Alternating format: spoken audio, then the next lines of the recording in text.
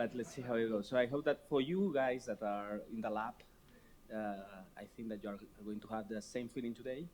But I think it's good that you see the patients and what the mutations in VCP do, right? I mean, I think it's also important to understand the phenotype, what patients can present, and how they progress. So for that, we have 4 excellent speakers. I think that none of them required to be presented. So the idea is that we are going to go through the phenotypes from the original descriptions. We are going to also explore the new phenotypes that have been described. We are going to learn a bit about the progression of the disease. And finally, we will arrive to the Chris Wilde talk about the new phenotype, what we call the boundaries of VCP with these new clinical forms. So our first speaker is Professor Virginia Kimonis. Virginia doesn't need to be introduced in this audience. As you know, she described the gene for the first time, and she's professor at University of California here in Irvine. She's actively clinically, so she sees patients and does research. And Virginia. Thank you.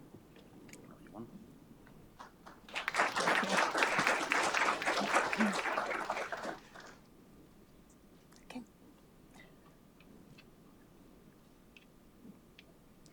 Thank you very much to the organizers, and thank you, Jordi, for the honor of kicking off this amazing session. I'm looking forward to all the other speakers' presentations. So this is my title. Jordi asked me if I could talk about the early days with the very first family, the phenotype, and the road to discovery of VCP and the very varied phenotype that we now know that belongs to VCP syndrome. I know you haven't heard that term before, but I'm a dysmorphologist, and every disease has the term syndrome behind it. So obviously it is such a complex disease, and syndrome means just many features running together, coming from the Greek, and I think this disorder qualifies as such. So this is the outline of my clinical presentation. I'll talk about the clinical phenotypes, as I mentioned, discovery, baseline natural history studies, some genotype-phenotype correlations, and the influence of modifier genes.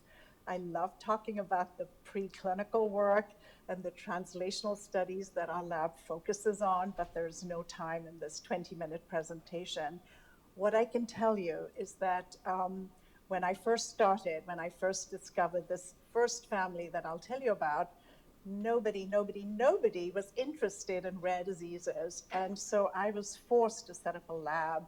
I could barely hold a pipette, but over the years, out of necessity, I set up a lab. We've been making good models, and not all of them are amazing, but we're getting better as the technology improves.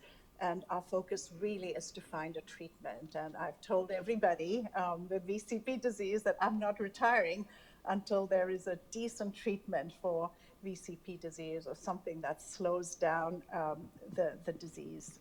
So let's keep going. So this is the first family from Illinois. They are still the largest family. Unfortunately, most of the affected individuals are now deceased, but the new generations are now reaching me. And something that I wanted to share with the patients is that sometimes it is rather cumbersome to have genetic counseling and the testing, because it is a many-stage process. And I feel my role is to help the family members to be tested. We don't typically test anyone under 18, but I have made an exception in one case because she was symptomatic, and I'll show you in this first family that there was a 10-year-old that had the disease. So it is no longer an adult-only disease. It is well known in many families now that kids are being affected much earlier than age 18. And you'll hear from Chris as well some more about his unique phenotype. So this is the very first family, and features of note are that they have typical limb girdle weakness, difficulty going upstairs, walking, eventually becoming bedbound and dying early.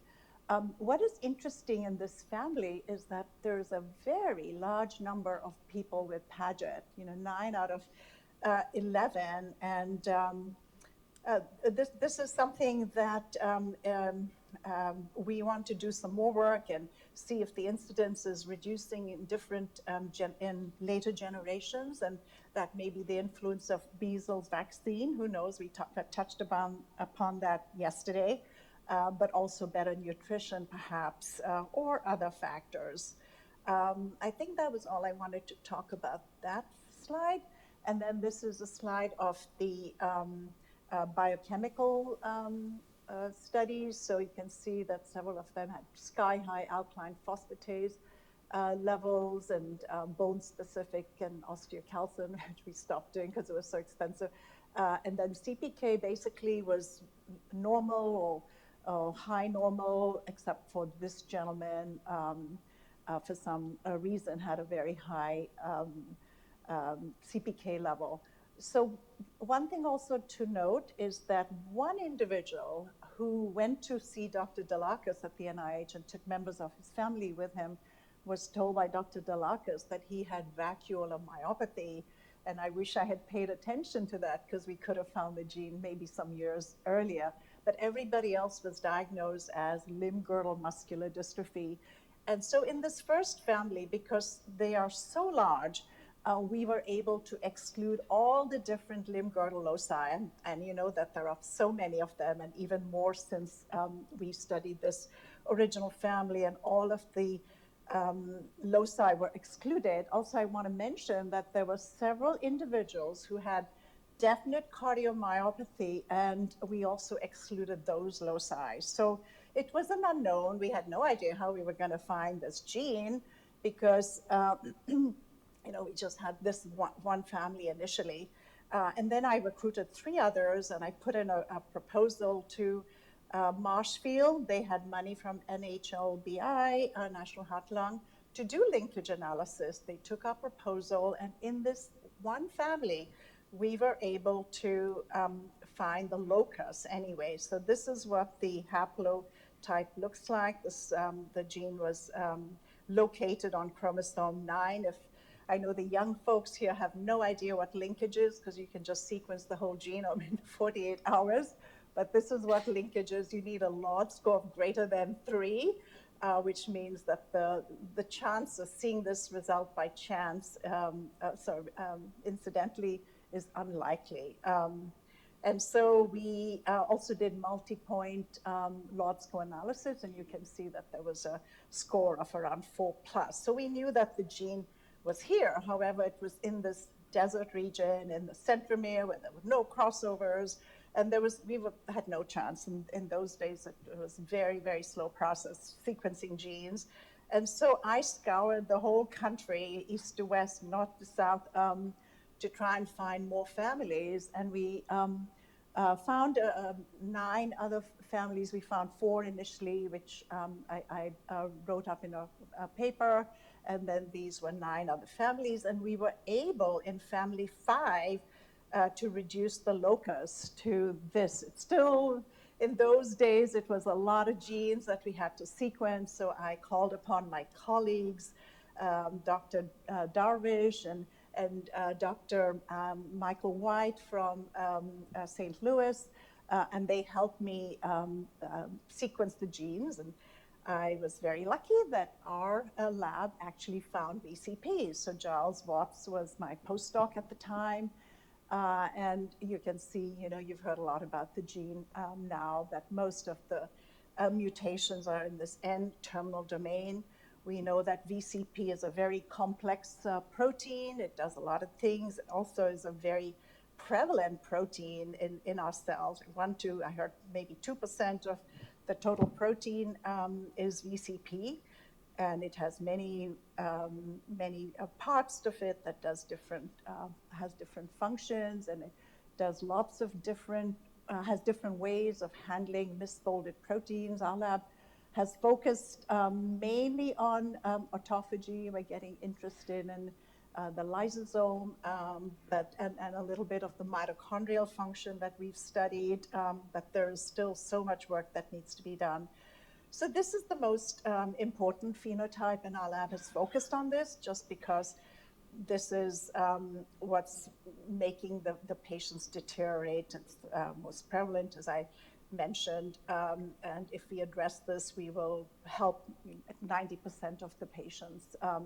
So what you see here is there are vacuoles, and then there's accumulation of all of this material, and you can see that Chris did some beautiful work with muscle biopsies and showed that TDP is not only in the brain in this disease and other diseases, but also in the muscle.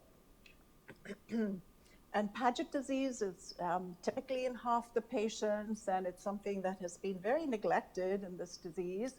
But I believe, having seen so many patients now, that some patients have significant morbidity. So we need to also be very aware of this as a phenotype and prevent the serious sequelae from developing. You get fractures, sometimes cancers, depending where the Paget is, you can get involvement of the hearing, vision, and so forth. The pathway is known to be upregulation of NF-kappa B, and the reason for that is Michael White and several other folks like Stuart Ralston in Edinburgh have shown that there are mutations in the pathway of NF-kappa B that cause Paget or Paget-like disease. It's also treatable with bisphosphonates, and perhaps that's the reason people feel that we don't need to focus on it. So the third feature, as you've heard, is the frontotemporal dementia, and you saw some of these pictures yesterday with the vacuolar appearance, and then there's accumulation of TDP, and there's caspase induction, ubiquitin accumulation, et cetera. And the fourth feature is ALS, which is seen in 10%. And what is interesting is that Tucker actually reported a family in 1982 with lower motor neuron degeneration and skeletal disorganization. And later, they're now family 9, that we later were able to test their DNA, and they also had a VCP mutation. So Parkinson is the 5th most common phenotype, and this person illustrates Parkinson's, and that's why yesterday some people were questioning the term multi-system proteinopathy. This gentleman only had Parkinson's as a phenotype, and we know of other patients. So he had difficulty, with his golf game, and then he progressed to rigidity. He was completely responsive, just like a typical Parkinson patient, and only later on developed some scapular winging, and his muscle biopsy showed very rare rimmed vacuoles just prior to his death, and then later his cousin was diagnosed with Parkinson, but after a history of myopathy, and then she also developed dementia. So I wrote a proposal to the NIH, and unfortunately they didn't fund my 5-year natural history study, but I got a 1-year good funding, and a lot of my work that I've done is based on the funding and what we did. And you can see it's a very, very complex phenotype, and I discussed this with many people. We had no idea what were the best studies, so we didn't have the benefit of Lindsay's experience at the time, so we threw everything but the kitchen sink. As you can see, they were very hard days for patients, 2-3 days of rigorous testing, but we've got a lot of data, and with the help of trainees, I'm now publishing them, and you will see there are some posters out there as well. So this is a summary of what a medical student did one summer, looking at the genotype-phenotype correlations. And you see here, these are the frequencies, which are very similar to what I've already presented. We really didn't find genotype-phenotype correlations, and that's because there is such huge heterogeneity in this disease, myopathy. So this is just looking at the 3 common phenotypes, and you can see that, it's really hard to get a straight picture, because some people only have Paget, some people only have dementia, some people only have muscle disease, and many other complications to this, the basic 3. With this data that we amassed among all those families, we also did natural history studies, a life table analysis, And this is when they die. You can see that some people are dying really early, like in their 20s. Yeah, but then some people are, living to their 70s, and we really don't understand all the different aspects. And then this is looking at survival from onset of myopathy, onset of Paget, and what's really striking is that when you get frontotemporal dementia, your lifespan is very short. The scales are very different, and you can see the scale is very short. So they pass, within 7 years or so of being diagnosed with frontotemporal dementia. So looking at the two common mutations, because the others were much rarer, we couldn't do this kind of analysis. Our very first analysis indicated that the R155C was more severe, more rapid progression. But then when we looked at the bigger data set, that difference went away. What we do find, however, is that this R159H variant is associated with milder incidence. The onset is later, they live longer, and they therefore, I believe, have a higher incidence of frontotemporal dementia, although that's not the only reason. I feel people die from their muscle disease before they may develop frontotemporal dementia. Alia in my lab looked at 5 Hispanic families, and they all had this R159H mutation. And some individuals, especially the women, had no muscle manifestation at all, and they don't have Paget with this mutation generally. But they had mainly the dementia occurring later on. So it's really interesting. And what was really interesting is that their doctors had no clue that these were really manifestations of the same disease, and call them all different names. Even if they had muscle disease, call them different names. So then we were interested in looking at, well, are there any reasons why there is such a variable phenotype? And we looked at modifiers, like ApoE4 was done with the help of Charles Smith, my collaborator, and some of the FTD experts. And we saw that there was no correlation with myopathy or Paget. But if you had 1 or 2 copies of ApoE4, you were much more likely to have frontotemporal dementia. And actually, I shared with a colleague yesterday that we reported a patient who was a teacher, developed dementia, very severe decline, and developed retinal degeneration with 2 ApoE copies and a VCP mutation.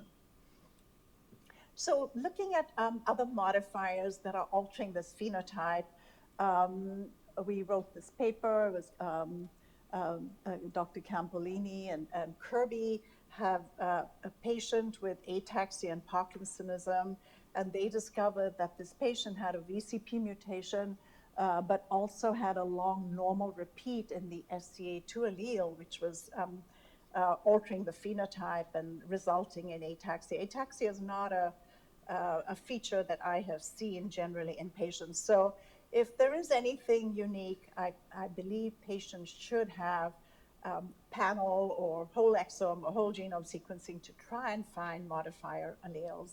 So we published this family. This is family 2, which is probably the second largest family, and that's the proband. It was curious because she was very young. When we saw her as part of my natural history study, she had no muscle manifestations. She and her brother were diagnosed as pre-symptomatic individuals, and her father is deceased, and he and his brother, his twin brother, who didn't have the mutation, were actually it was a very good comparison, and we published their story as well. But she and her brother had this MYBPC3 gene, and we didn't have members, or we haven't done a good job going backwards, but we tested this individual's brother who had that, and 2 children who luckily have neither the VCP nor the cardiomyopathy gene. It was a good day. One thing I mentioned that I offer my services as a genetic counselor, and I do predictive testing as young as 18 if they want it. But I want to make sure that they're in a good place, they're well supported, and I have denied people their testing if I wasn't comfortable. I've sent Dr. Charles Smith, across the country to go visit people in person who wanted testing because I was a little uncertain about their psychological status. But this study that we published showed that it was really quite safe.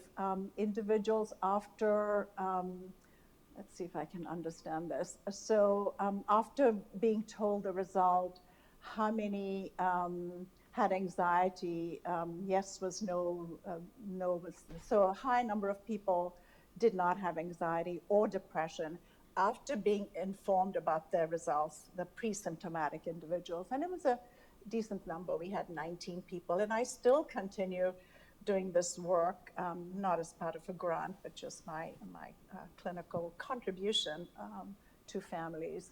So it's also very apparent that there was a great lack of management information for the physicians of patients, how to manage these patients, which specialist should they see, how should they get their Paget tested proactively, et cetera.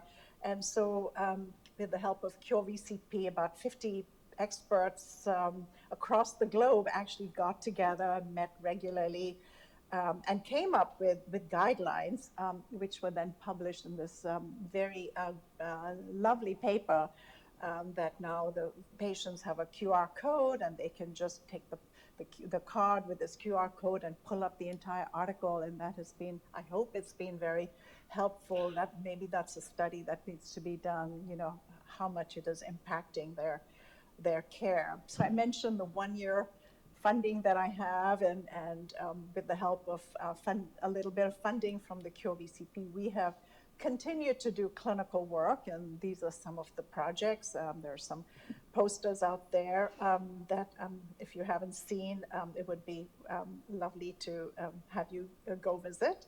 And I'm going to share 6 posters. So this lab work that we are now working on Mayo AAV and AAV Mayo as a way of getting the virus into the muscle. And the plan is that we will get microRNA, a combination of microRNA or normal VCP, and study the effects of individual constructs as well as a combo construct in the cells as well as the mouse model. So we're currently working on the homozygote mouse model, and my thinking was that if we have a good treatment, then we will correct the early demise. I mentioned to you that the mice typically die by 3 weeks. One of the most striking things is the fact that we have been able to rescue this early lethality by feeding the pregnant dams a high-fat diet. And then additionally, what Alia has been doing is sacrificing the normal littermates to give these homozygotes a better chance, and that is also working even on the normal diet, that they're living longer. I mentioned a number of times that we really need a better mouse model. So currently, we've been working on Paul Taylor's A232 mice to look at different treatments, and this is the treatment that we're working on his mouse because it's a humanized mouse, and antisense oligos were made against humans in collaboration with Ionis, and preliminary results that Pallavi will share with you outside looks very promising. So also, we've been very successful collaborating with Dr. Michael Hicks on converting these iPSCs into myoblasts, and it's really working well. Pallavi's got great hands doing that work, and she's been working with ASOs, and then we also have treated these myoblasts with a mitochondrial modifier, SBT272, in collaboration with a company, and unfortunately, the mouse work was done in very old mice, and it didn't show significance. And I mentioned also that the mice have kind of lost their phenotype. This is the Paul Taylor's A232 overexpressed mice. But our cell work looks very promising. And Alia will be out there if you wanted to quiz us some more. And then we've been very lucky. Thank you, Shufen, for making Rod available to us. He's a medical student in his final year, and he's been a fabulous collaborator. All this data that I have amassed over the years, he's been working through it. We've published novel mutations, MRI studies.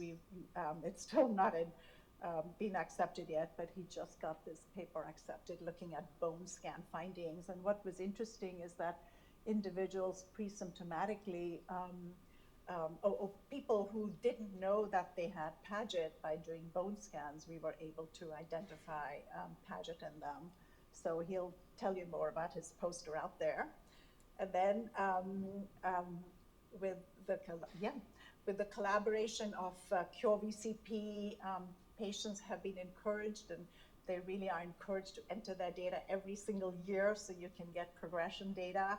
And this was many months' work, and we're hoping to submit very quickly, but the CORDS registry has been a very useful way of looking at progression. You can see that there's a variability in how many times people put their data in, but there is a progression. We've seen some male-female differences. Females seem to have more of a cognitive decline. And my very first patient, Leland, who was bedbound and had vacuolar myopathy, he told me that the woman developed dementia, and I didn't really believe him, but I believe there might be some truth in that. And then this is the last poster that a couple of high school students presented yesterday, and they've been looking at quality of life that was easy to collect, and Tassin said, why don't you just do it, every year? So we did it for many years, and you can see that it has been a really useful marker for decline. And that's the end of my talk. Thank you very much, Jordi, and thank you, Cure VCP, for this honor being here.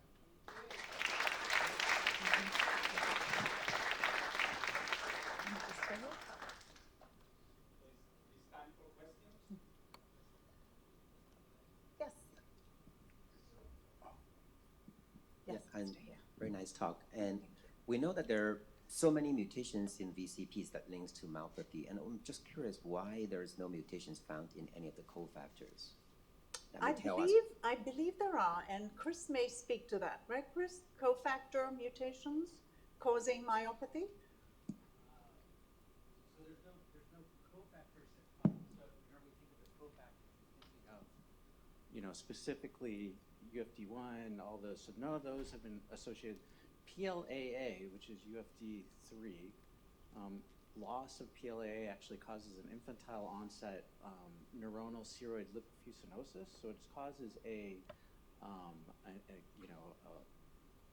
I guess a storage disorder very similar to what you'd see for lipodystrophy. So that's the only one that I know of that causes a clear genetically penetrant disorder, and that's a loss of PLAA. Thank you. Any other? Hi, Dr. Maloney.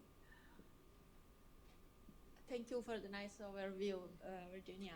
I have a question about the family where you identified the mutation in the MYBPC who had the cardiomyopathy. Mm-hmm. So do you think that was a coincidental association of a genetic defect? Yeah, so just two mutations. It was a pathogenic mutation. Yeah, and the cardiomyopathy was hypertrophic as expected on the base of the MYBPC? I don't remember the details. I thought it was dilated, dilated cardiomyopathy. But but both of them are doing better with treatment. But it was very severe. It was, it's like 20% ejection fraction rate in the 20s, but they seem to have recovered with therapy. Mm-hmm. You have a question? Great talk. Do you have a sense for how many mutations in VCP are silent and don't cause any kind of symptoms in patients? So the pathogenic mutations themselves, you wouldn't call them silenced, but they're patients who don't manifest. So in that first family, so it's been very difficult for me with the ruling that came out that you can't give results to patients if they're not clear certified. How do you do that when you only have linkage? So I didn't tell patients their results, and some of them were very mad at me because I had withheld that information from them, and their doctors, didn't really know what to make of their symptoms. But there was this one guy that every time I went to the family on their, their family visits, he still didn't manifest. He was in F4, didn't manifest at all. But I couldn't tell him the results, until we had the gene published, etc. So I don't know why some people don't manifest. I can also share with you that I had a chance to look at some VCP mutations in the All of Us program, where they're sequencing, thousands of individuals, and I was able to see that there were people who didn't report myopathy had significant mutations that we have published numerous times in patients. So I don't know if somebody has a good answer, Chris or Hemo or Tassin, please share that there are some individuals who, I mentioned to you dementia right at the end, no myopathy whatsoever. Especially the women, they tend to have a milder manifestation of the muscle phenotype. So that's work that hopefully you, as a young person, will do and figure out for us. Mm-hmm. Chris, do you want to say anything about the variability and why there's so much silencing with some patients?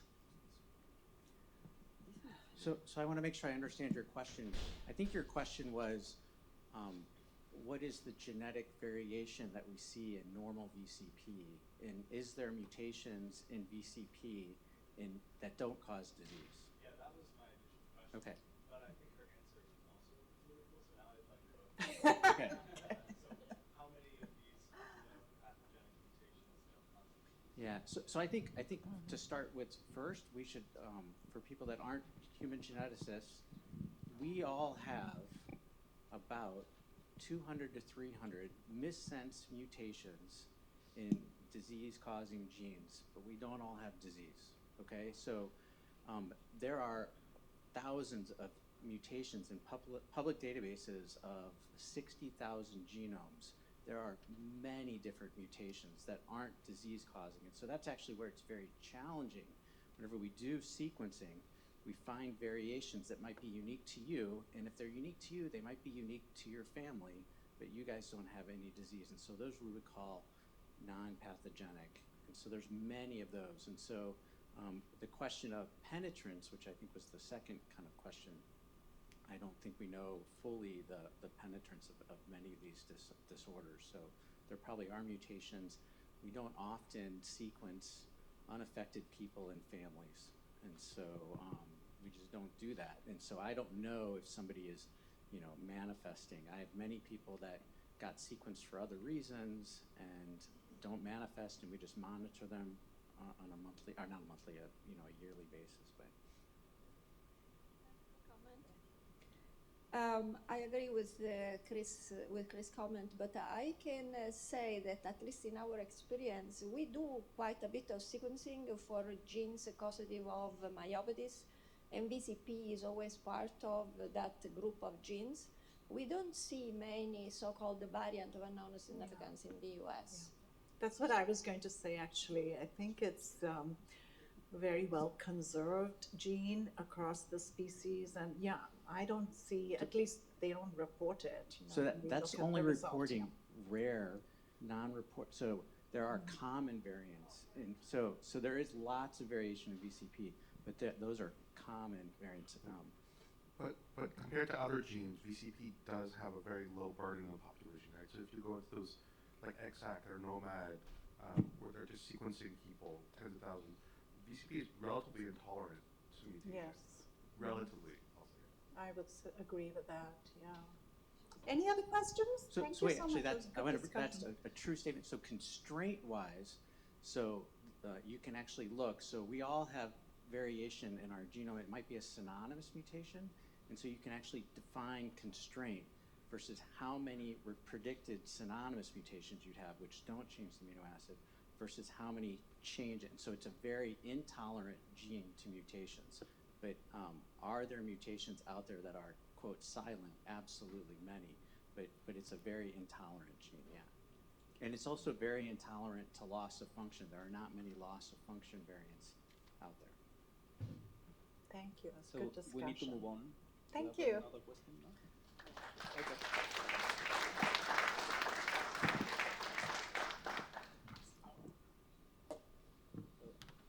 Our next speaker is Dr. Marianela Schiava, who is a neurologist working at John Walton Muscular Dystrophy Research Center in Newcastle, in the north of UK.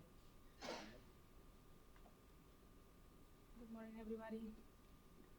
Let me see. Yeah. So first of all, thank you to Cure VCP for inviting me.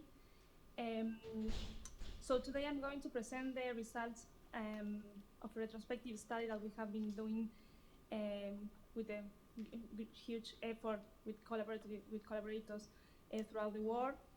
So we're not going to speak about the pathophysiology of VCP, but we do know that it is an autosomal dominant inherited disease and progressive condition that leads to a disease due to respiratory impairment and end-stage dementia.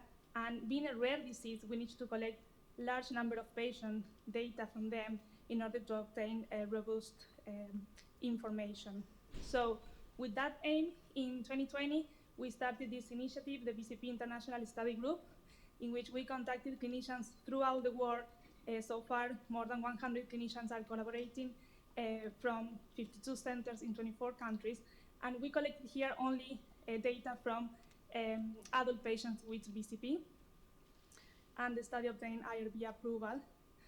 And the aim of the study was mainly characterized from a clinical and genotype point of view this large cohort of patients, describe the most frequent findings in muscle MRI and muscle biopsy with the aim to aid clinicians in clinical practice, identify potential genotype-phenotype correlation and novel variants. So in 2022, we managed to analyze the data and publish the first publication, which is the description of the whole cohort. We, by that time, we have collected 250 data from 255 patients, but we analyzed 234 because we have detailed information about that number of patients. The majority were male with a mean age at last assessment of 56 years old, and the mean follow-up was 11 years. Importantly, the mean time to genetic diagnosis in our population from the first symptoms onset until the genetic testing was 10 years. Sorry, the slides are moving automatically. So in that cohort, we identified 57 variants. All the variants, as described in the literature, were single nucleotide changes, except for one small deletion insertion. All the patients were heterozygous for the variants, except for one patient who had a compound heterozygous mutation. And there were 4 variants that were the most frequent one, similarly to what was described in the literature. However, and it is important to highlight this, that for 47 variants, less than 4 individuals were included. So there was a skew on the representation of the variants by patients. So we wanted to understand first which are the most common symptoms of onset of the condition, and we might be here biases as well, because as the John Walton is a neuromuscular center, the main clinicians that we have contacted are those involved following patients with muscular dystrophy and motor neuron disease. We try to reach as well endocrinologists and specialists in cognitive impairment, but the majority of the clinicians who provide information were devoted to muscular dystrophies. So 50% of the patients, the first symptom of onset was weakness in the lower legs, mainly proximal weakness followed by distal weakness, and then limb girdle phenotype with proximal upper and lower limb weakness, and then a combination of pattern of weakness. Interestingly, hypercemia, isolated without any other symptom, was the symptom of onset of only in the 1.3%. So hypercemia was not a characteristic of at the beginning of the condition. Then we wanted to characterize which was the clinical and phenotype of the patients at the end of the 11 years of follow-up, and we can see that all the patients developed weakness of the upper and lower limbs, both proximal and distally, as well as 50% almost of the population develop axial weakness, scapular weakness, and respiratory symptoms. So this is very important for planification of the follow-up of the patient. Paget disease of the bone was seen a bit lower compared to others' publication in 28%, and frontotemporal dementia in the 14%. This from a symptoms and signs point of view. From a phenotype point of view, in our population, almost all the patients had a myopathy or a myopathy associated with Paget disease of the bone, frontotemporal dementia, or lower motor neuron impairment. And the most frequent, the second phenotype was motor neuron impairment.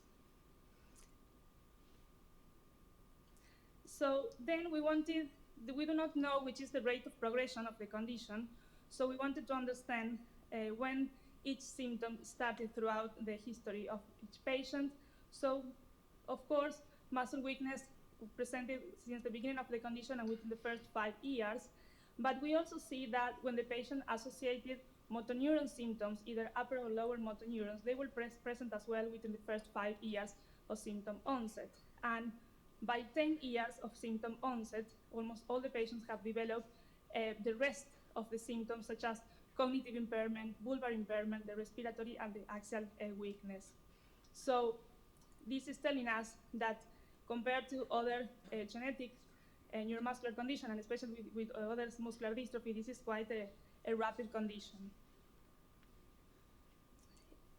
When we were analyzing the data, we read in the literature as well that there was intrafamiliar variability within the phenotype, and we wanted to confirm that with our data. So from the 234 patients that were included, half of the population, the patient included was the index case, and for the rest of them, there was a family history. So we saw that in 22% of the patients, there were 2 phenotypes identified within the families, and in 20% at least 3 phenotypes within the same family. So there is variability within each families. Regarding the ambulatory status, after the 11-year follow-up, 60% of the population required a kind of aid for ambulation, either a stick or the use of a wheelchair, and 9 patients were bedridden, and the time to require an aid for ambulation was a mean of 8 years. Of course, we were interested as well to look into genotype-phenotype correlation. We investigated that in different aspects, looking not only into the mutation, but which was the segment of the protein that was affected. And we didn't find a unique symptom or phenotype that was associated with a unique variant in our cohort. But we saw that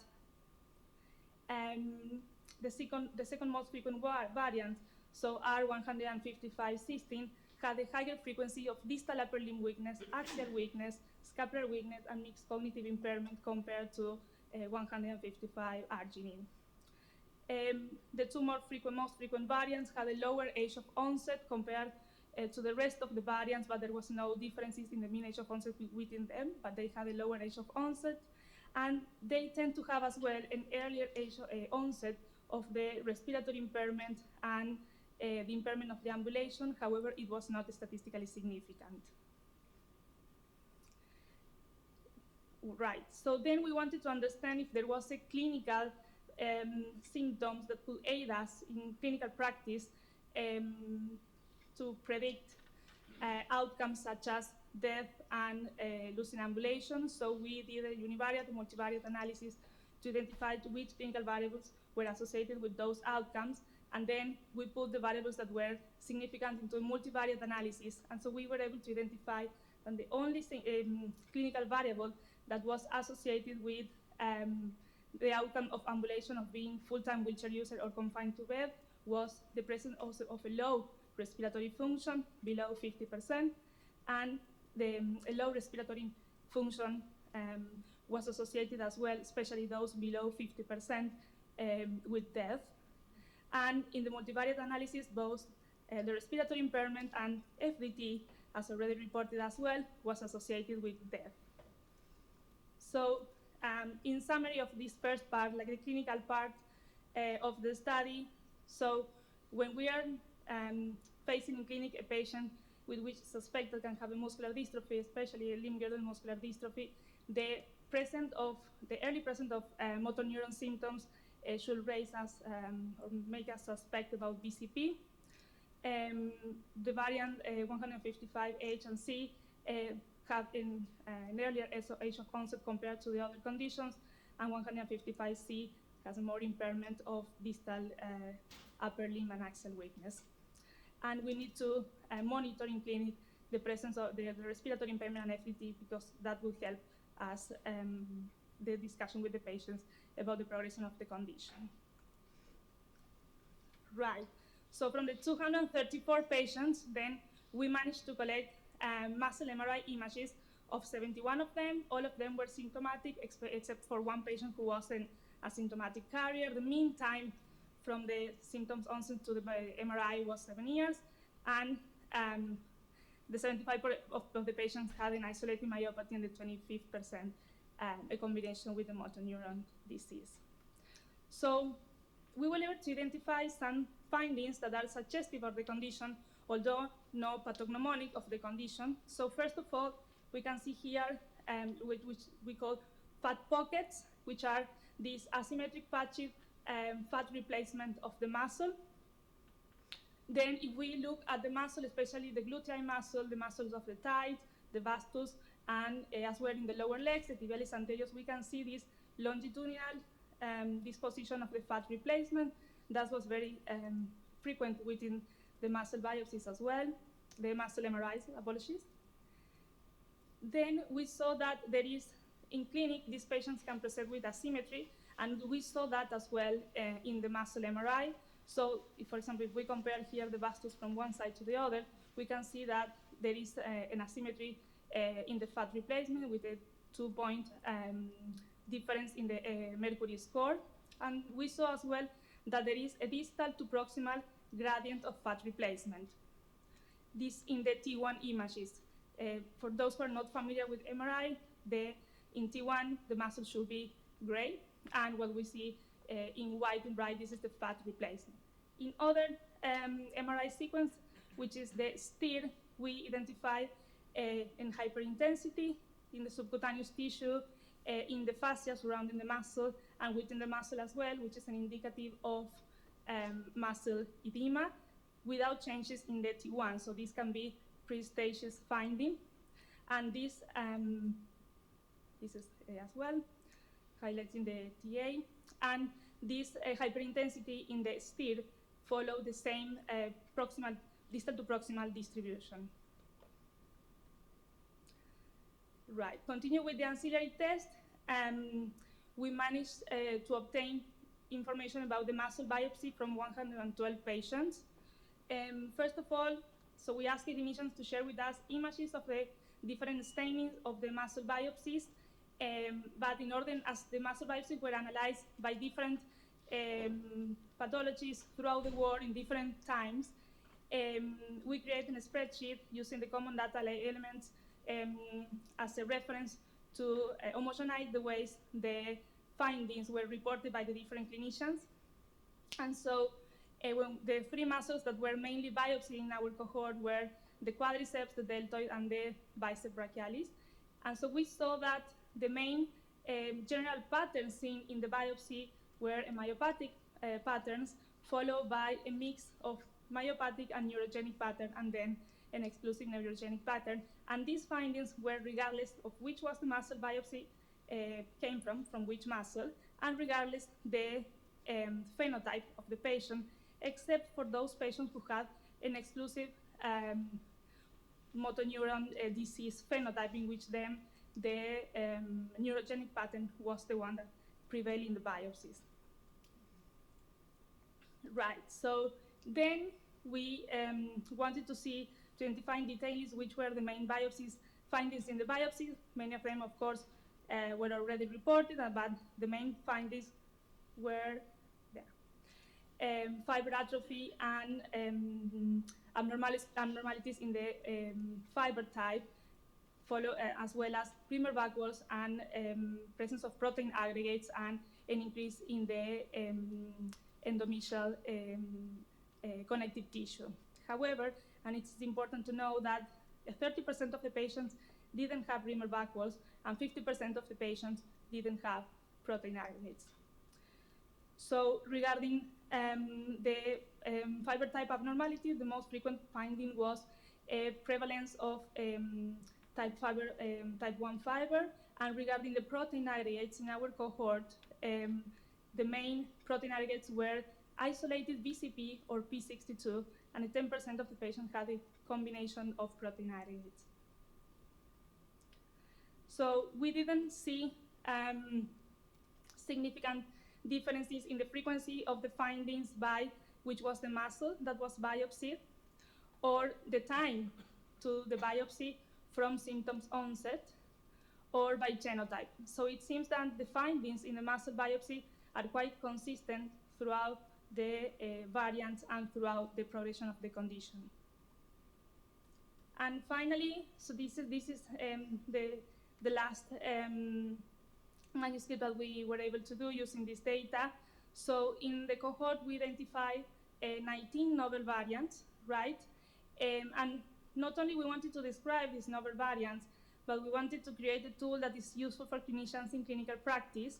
So what we have done is we created a 6-item clinical score.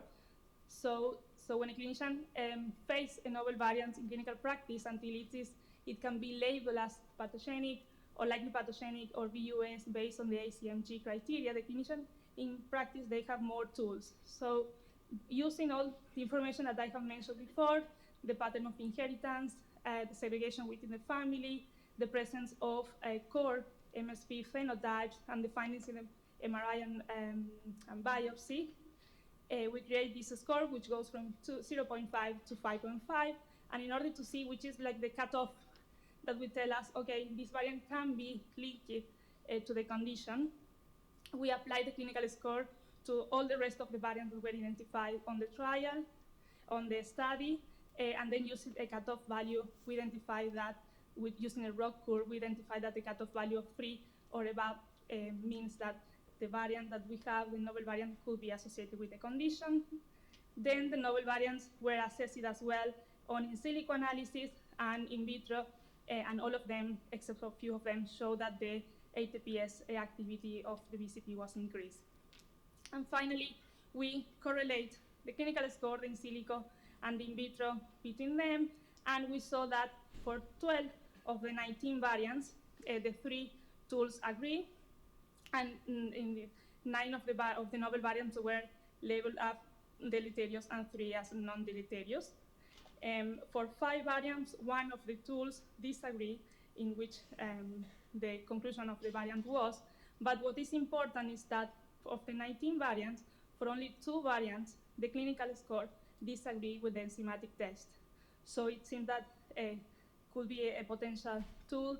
Of course, it's not the perfect one. We can discuss about that and might need further validation, but it's a useful tool. So in conclusion, what we have learned is that international collaboration, especially in rare diseases, is crucial, are required. We need to work on that and make efforts.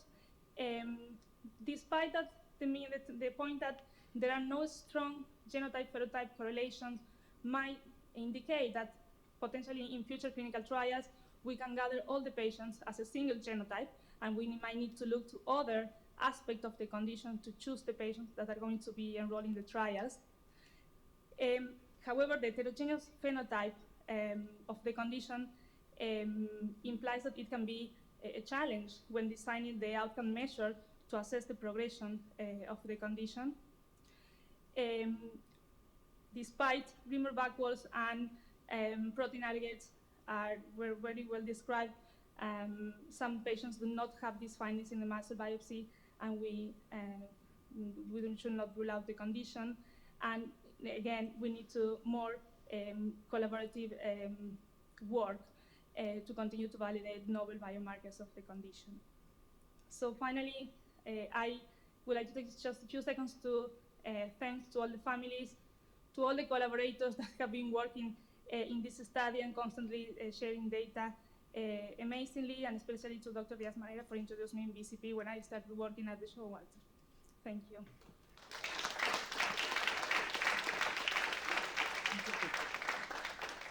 Great. So, questions for Marianela? So there are some questions.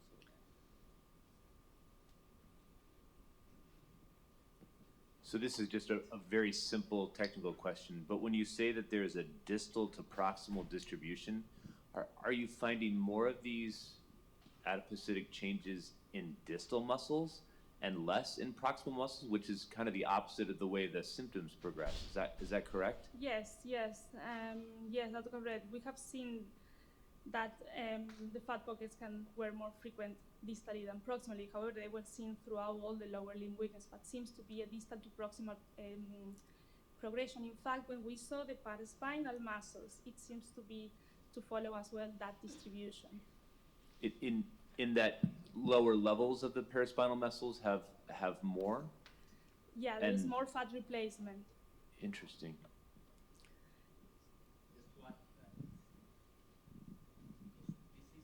This is an MRI feature, so we haven't done biopsies at the same muscle at different levels. So this is what we see in the MRI. And in the MRI, when you see this distal to proximal pattern of fat replacement, this is suggestive of some diseases, including neurogenic diseases, because there is this dying back phenomenon of the axon. So that's very suggestive of that. It doesn't mean that the pathology is because there is a dying back phenomenon here. It suggests that it can be an involvement of the nerve pathology, but it's not mandatory that that's the reason why we see this.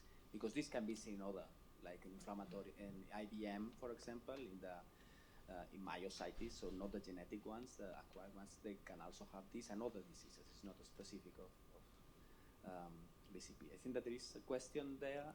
And another, yeah. So a great talk, Marianela. So two questions. One is the comment about the 20% or 27% that don't have rim vacuoles.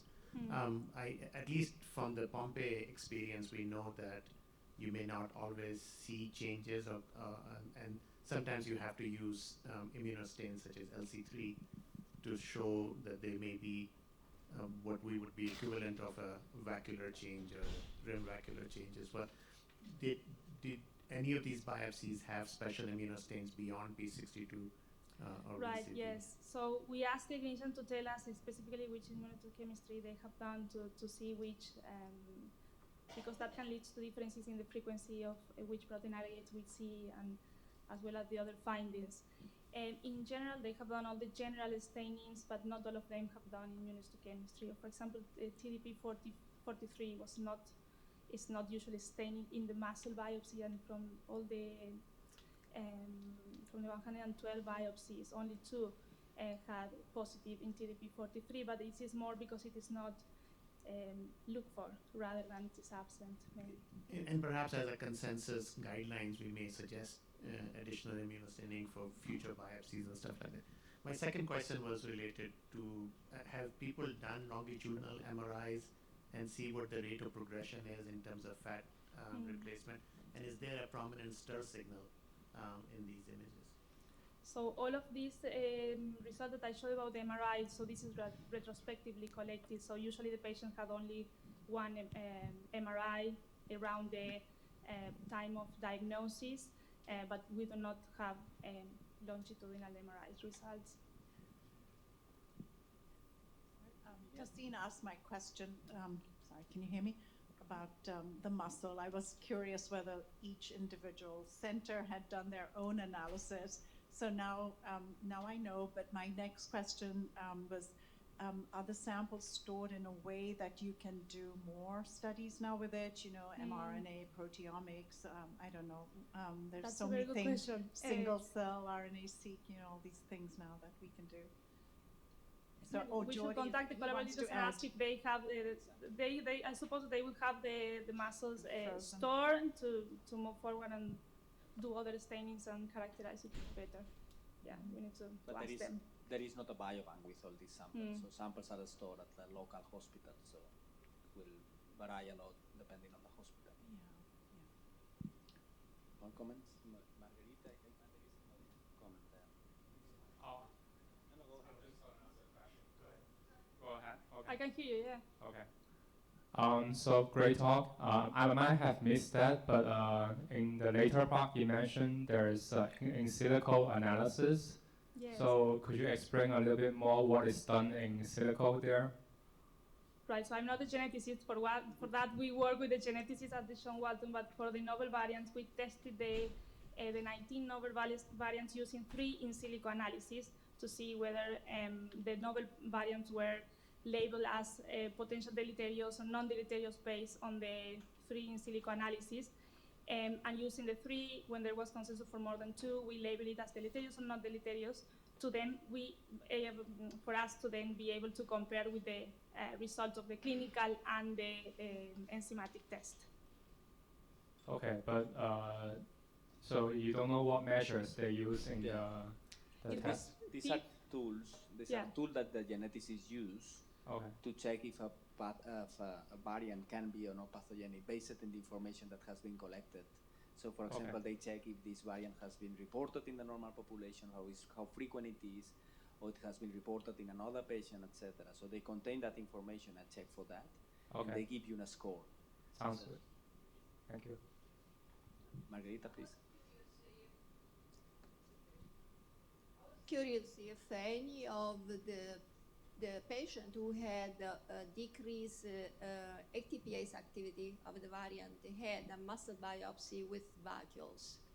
And the second question was, I think there is a small percent of the patient who presented with myopathy, who later on developed, the table indicated a lower motor neuron disease. I was wondering how you monitor a myopathy patient for development of lower motor neuron disease. Okay, so so for the first question, honestly, in the manuscript we have a table with all the patients and the clinical phenotypes and the result of the ATPase. I don't remember, and so the biopsy and the ATPase activity. So we can look into that then if you want. I don't recall it by heart exactly if those who had a lower ATPase activity had Rimmer backwards, but we have a table with all the patients in the manuscript. We can take a look at that. Can you repeat the other question, doctor, please? Yeah, I was wondering. I think there is one of the initial table where you show the phenotype. There is a small percent of patients that later on develop lower. Yeah, this one. Mm-hmm. So the second lower motor neuron. Yes. So are these?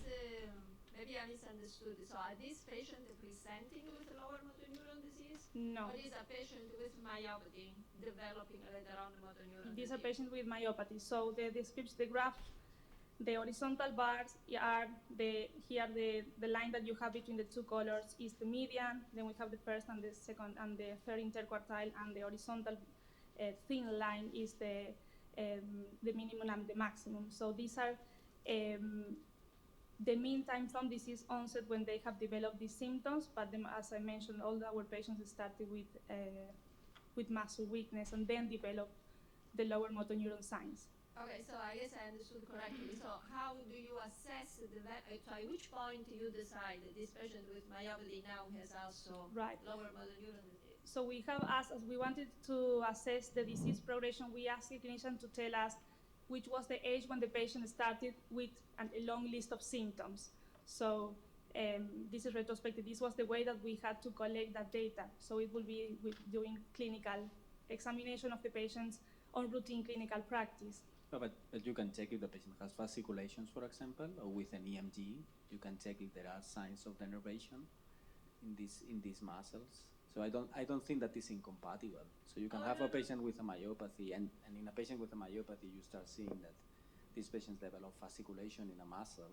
Yeah, that's atrophy. So it was detected clinically, not using. So I was just wondering if it was just a clinical assessment or also EMG, because obviously EMG is very complicated to assess that. They have, even if they have myopathy, they wouldn't have abnormal spontaneous muscle activity and pseudoneurogenic changes. I agree, but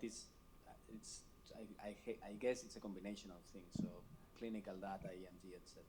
So we haven't seen this patient. It's just the information that we have collected from clinicians. I know you have some sort of protocol for which you can we have like This is questionnaire. retrospective study. These are the limitations. We acknowledge that. Yeah. More questions? So just a final comment about the biopsy, because there's something that interesting. You can put the biopsy back, the one that you have. Yes.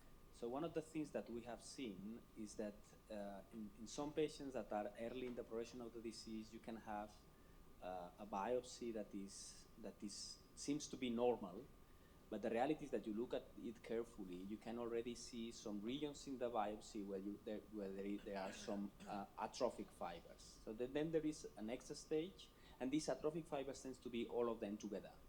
And then in the next stage, you see how these atrophic fibers become necrotic, and you start seeing like spots of fat. And I think this picture is nice because you can see at the bottom that the muscle has a big spot that is completely replaced by fat. But if you look at other areas, even though you see a bit of increase in fibrotic tissue, etc., the muscle seems to be better preserved. So we have also seen biopsies where you have areas of the muscle that are clearly myopathic with areas of the muscle that are completely normal. And when we go to the MRI and we see these fat pockets, what we think we are seeing is exactly these areas of fat that you can see in the biopsy. And interestingly, there is this straight line of fat that goes from the bottom to the top, and these are fibers that are dying, because fibers go from one tendon to the other. So fibers that are dying all together and giving place to this fat replacement, a kind of a spot of fat there, suggesting that there is a kind of communication between the fibers that start degenerating, and this is spreading from one region in the muscle to another, and then to another, and I think it's an interesting find. So there is time for no more time for questions. Yes. That you'll be able to continue your work, because we need to hear about the echo results, the brain MRI results, the Paget results, and everything else that we know leads to the complexity. There are plans, yes. Great. Thank you. I will. This is the next.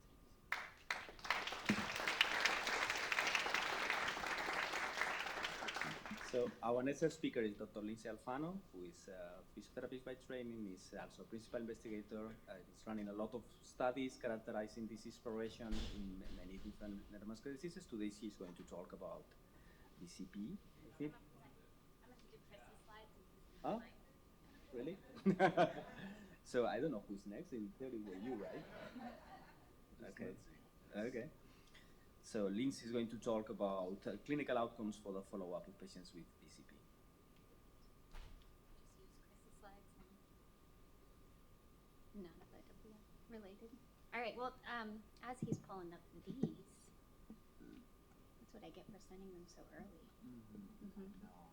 I want to say I'm really excited to present on our study, which I'd say I get the pleasure of presenting our success, which really would not have happened without the collaboration with Cures VCP Disease as an organization. So you'll see we were able, we're able to mobilize so quickly, which isn't always the case for natural history trials where there's no intervention. So I'm going to talk about kind of what we know we do.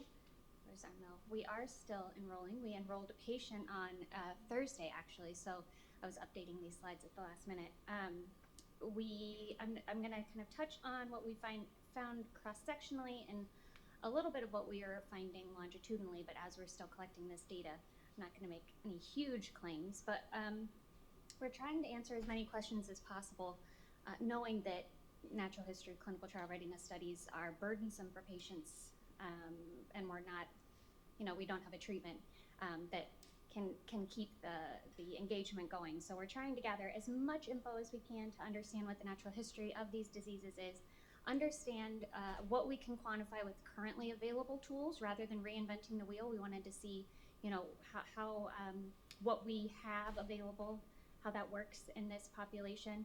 We were at the prodding of Cure VCP Disease, really pushing to understand those remote assessments and what we could do with that, especially, this study kicked off just after the pandemic as everybody was starting to come back into clinic. And so we do see utility in kind of understanding that relationship. We also have been gathering biospecimens, which we've been sharing with colleagues, in St. Louis and here at Caltech. And then we're really hoping that this will educate us to elevate the standard of care. So I know we have that wonderful collaborative effort that kind of created a baseline, and I think the more we're learning, we will grow from here. And then the long-term or hopefully short-term goal is really to inform future trial design based on our findings. And this picture, maybe is data to support what everyone looks like when they come to see us in the clinic. So it's an enjoyable experience. So this is what our study looks like. So we have a 24-month participation in the baseline test-retest extravaganza, we like to call it. We were really looking at day 1, day 2 variability between these outcomes, how patients look in our clinic environment as well as in their home to understand just what is that innate day-to-day variation, but also enabling us to look between the two environments to see how consistent, our sterile clinic environment compared to the chaos of home environments. And then our 6 monthly visits were done remotely to, again, reduce the burden of participation, and then patients came back to our clinic at annual visits, and we'd always have a synchronous clinic and remote visit in those instances. So it is quite a commitment. We, as I said, without Cure VCP disease would not have been successful in getting as rapid enrollment as we did. So we actually had 24 patients enrolled within 3 months of our IRB approval, and we had 96 of those baseline study visits done within 4 months, which was fun. So we learned a lot really quickly, and then we've been continuing to enroll patients over time. So in our full study, with support from Cure VCP disease to provide travel support for patients traveling from a variety of locations, we were able to enroll patients across the US and Brazil, so 2 different countries. We also attended the patient conference in Vegas this year, and we were able to enroll more patients there to, again, reduce the burden of participation by going to where the patients are. And then Allison did a fabulous job collating our equipment kits, providing those to families. Nathan would call families and patients and kind of walk them through the spirometer that he found so that everyone was prepared for these first visits and everything would run smoothly. I will show some data later, but we had such success with our remote visits that we did expand to a remote-only cohort, which let us then hit a few more states, a few other countries, so 4 as of this week. And again, we were then able to provide those equipment kits across. So these are the assessments that we're doing in our kind of our full study visits. So you'll see we have a battery of functional, maybe, nope, you guys did too much of this yesterday. Let's see. Well, we have a battery of functional assessments, laser pointer, over here, as well as patient-reported outcomes. You'll see we tried to cover as many domains as possible, so not just motor assessments, but also patient-reported cognition, some of those dysphagia and bulbar assessments, as well as understanding patients and our clinician impressions of change.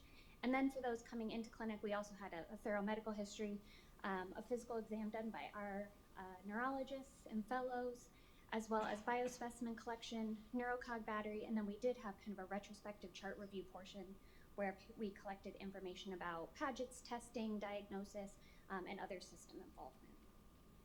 For those in the remote testing cohort, you'll see there's less functional assessments we can do just because some require a lot of space, but we tried to try as much as we could in that home environment to see what was feasible.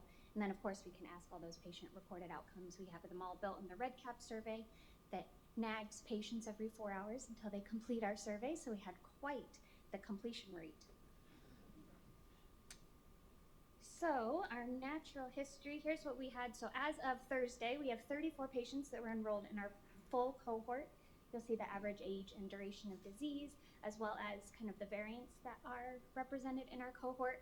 And then we have 10 patients in our remote-only cohort that do seem to be a little bit older, have more pronounced or prolonged disease duration because it is harder to get to the clinic.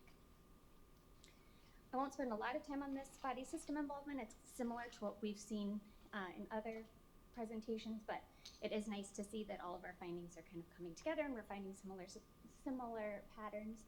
So most of our patients have myopathy, some have Paget's disease. We had a fair number that were identified as having peripheral neuropathy based on physical exam in the clinic, and then 3 reported via the remote visits where we're not doing physical exams. Some patients had cardiomyopathy, and just a few reporting having a diagnosis of frontotemporal dementia at a kind of a wide range of years.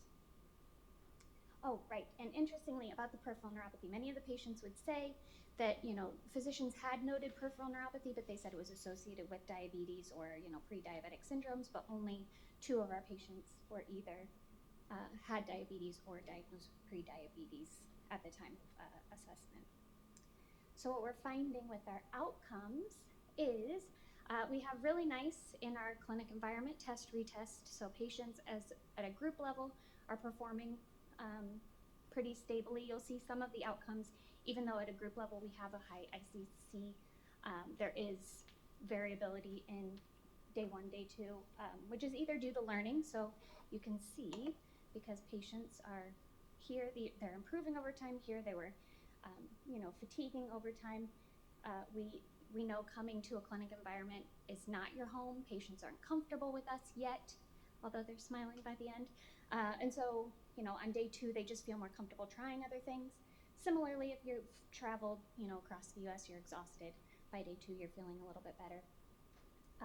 Doing the 2-day visit is also a little bit exhausting, so some of our patients kind of had their best on the first day, and then the second day was harder. We also look at individual variability. I think this is really helpful for clinical trial design. So just because we have a high ICC at a group level doesn't necessarily mean that we don't have patients that are performing quite differently amongst themselves. So we use these plots to really understand if there are signals related to what's causing that variability. So is it, these improved learning effects, or is it fatigue over time, or is it just random variability, which is what we often see, which is a little bit harder to plan for, but if you do have kind of a staggered start for clinical trials, you can see what that innate patient variability is, so we know what the significant, meaningful improvement over time will be.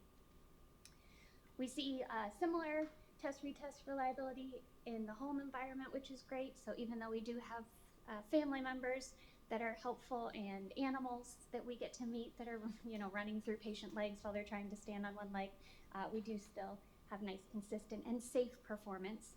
So we didn't have any injuries. That was my biggest concern is, when we have patients in the clinic, we can be there close by to reduce fall risk and injury. In the home environment, we're not there. So we did have caregivers present to make sure that patients were performing these assessments safely. And we were able to do that successfully. And again, looking at these Bland-Altman plots, we can see, are there any signals related to, learning effects or fatigue over time? And for most of the assessments, it does seem to just be day-to-day variability. So change over time, even though we are still enrolling, we do see significant change in this cohort at 1 year and 2 years across all of our assessments. FBC, we don't have as much data, so I think that's more of a sample size issue. But this was promising that we are able to measure significant change over time across all of the available tools, which tells us that those that have been robustly designed and kind of are used in a standardized environment are able to be applied in this cohort. So a VCP-specific tool isn't entirely necessary. And we do see some pretty significant changes in converting the velocities if you just look at their raw second changes. These are pretty high over time. And then when we look at change over time by patient age, you can see some of that heterogeneity that we've been talking about in this cohort.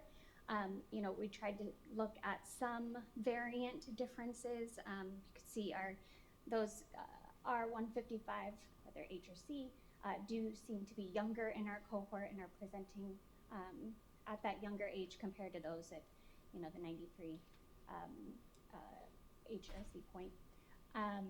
But more interestingly, when you look at disease duration with these main outcomes, we do see this kind of similar decline over time, although the 159 group does seem to be staying on the top of these functional graphs, whether it's the NSAD, which is more of a gross motor assessment, or the performance of upper limb, which is an upper limb assessment.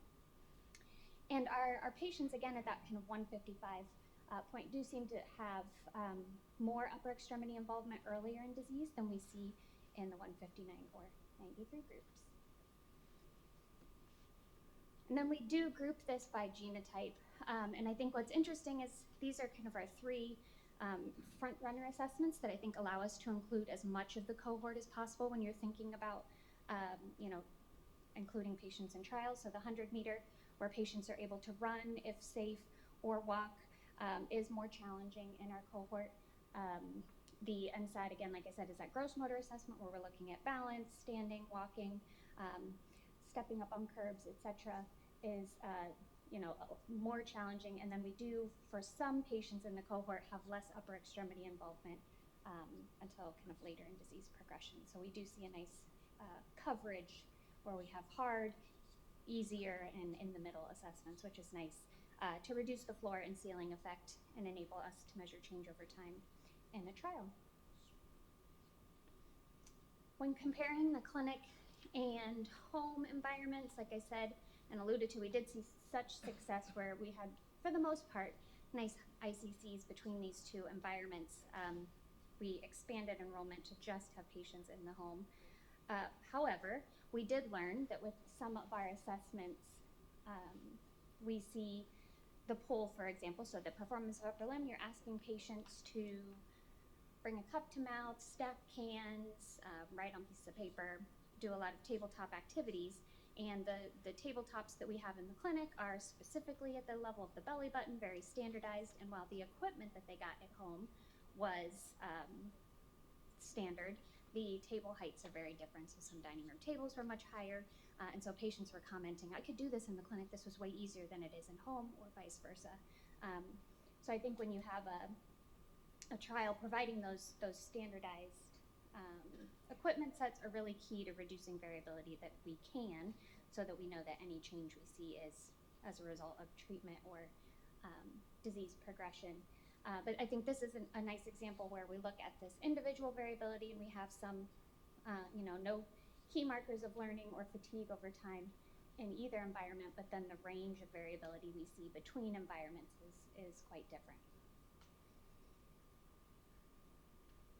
So I wanted to highlight meaningful measurement, although I'm not presenting a lot of data on this, just to say that I think for natural history studies, we learn a lot about disease progression, about the patient experience, and while it's really important for that to be then used for clinical trials to inform, inclusion, exclusion criteria, which outcome is going to be primary efficacy, what's really most important is what we learn and then applying that back to clinical practice to elevate the standard of care. So as we start to gain more of this 2-year longitudinal data, the goal is to be more proactive in making recommendations for patients, so we can see, patients that take this long to complete a timed up and go or a 4-stair climb or a 100-meter are at higher risk of, needing a cane or a wheelchair within this period of time. And so it enables more proactive management, puts patients in control of their care, making those decisions on, when you're going to access a wheelchair prescription, which takes forever to get, so that patients always have what they need when they need it, and we're not being reactive. We're able to kind of proactively have these discussions. So with that, I'll say thank you again to Cure VCP Disease for all of the support to make this trial successful. I'll say we do have some preliminary results coming from our biospecimen analyses, as well as finishing up a lot of the neurocognitive batteries to kind of understand what those signals look like. So there will be more to come. Now it works. Questions? So we have one question here.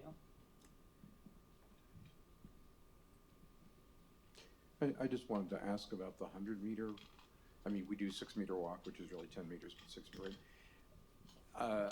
That strikes me. Is that designed to tell you more about fatigue than 6 meters? And how do you actually physically do it in the home, or for that matter in the clinic?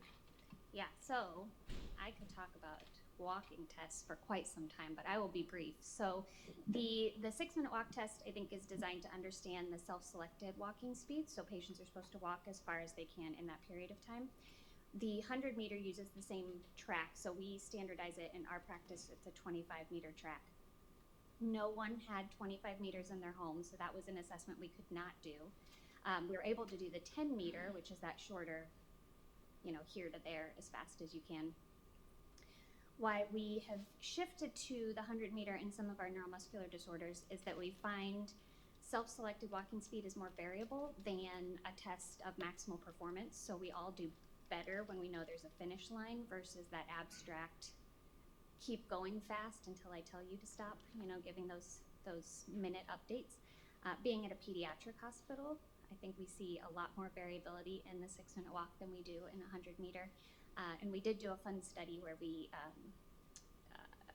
randomized groups, and we told half of the patients, do the same test according to the same standardized guidelines. The other half, we said, if you go faster than you did before, we'll give you $100.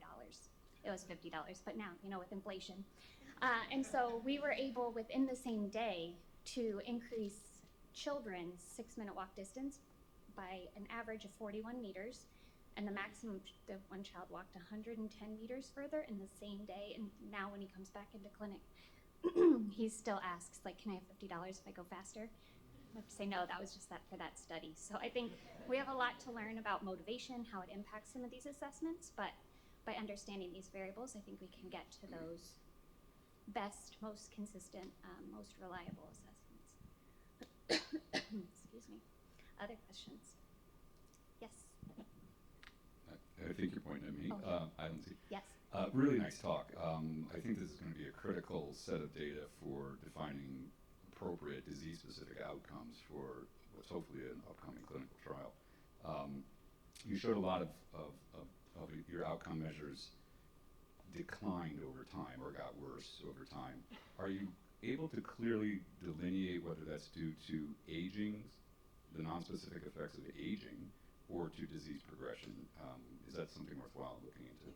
Yeah, I think, when we look at these outcomes just by patient age, I think this looks more like a square of data versus I think we see more of this precipitous decline when you look at it more by disease duration.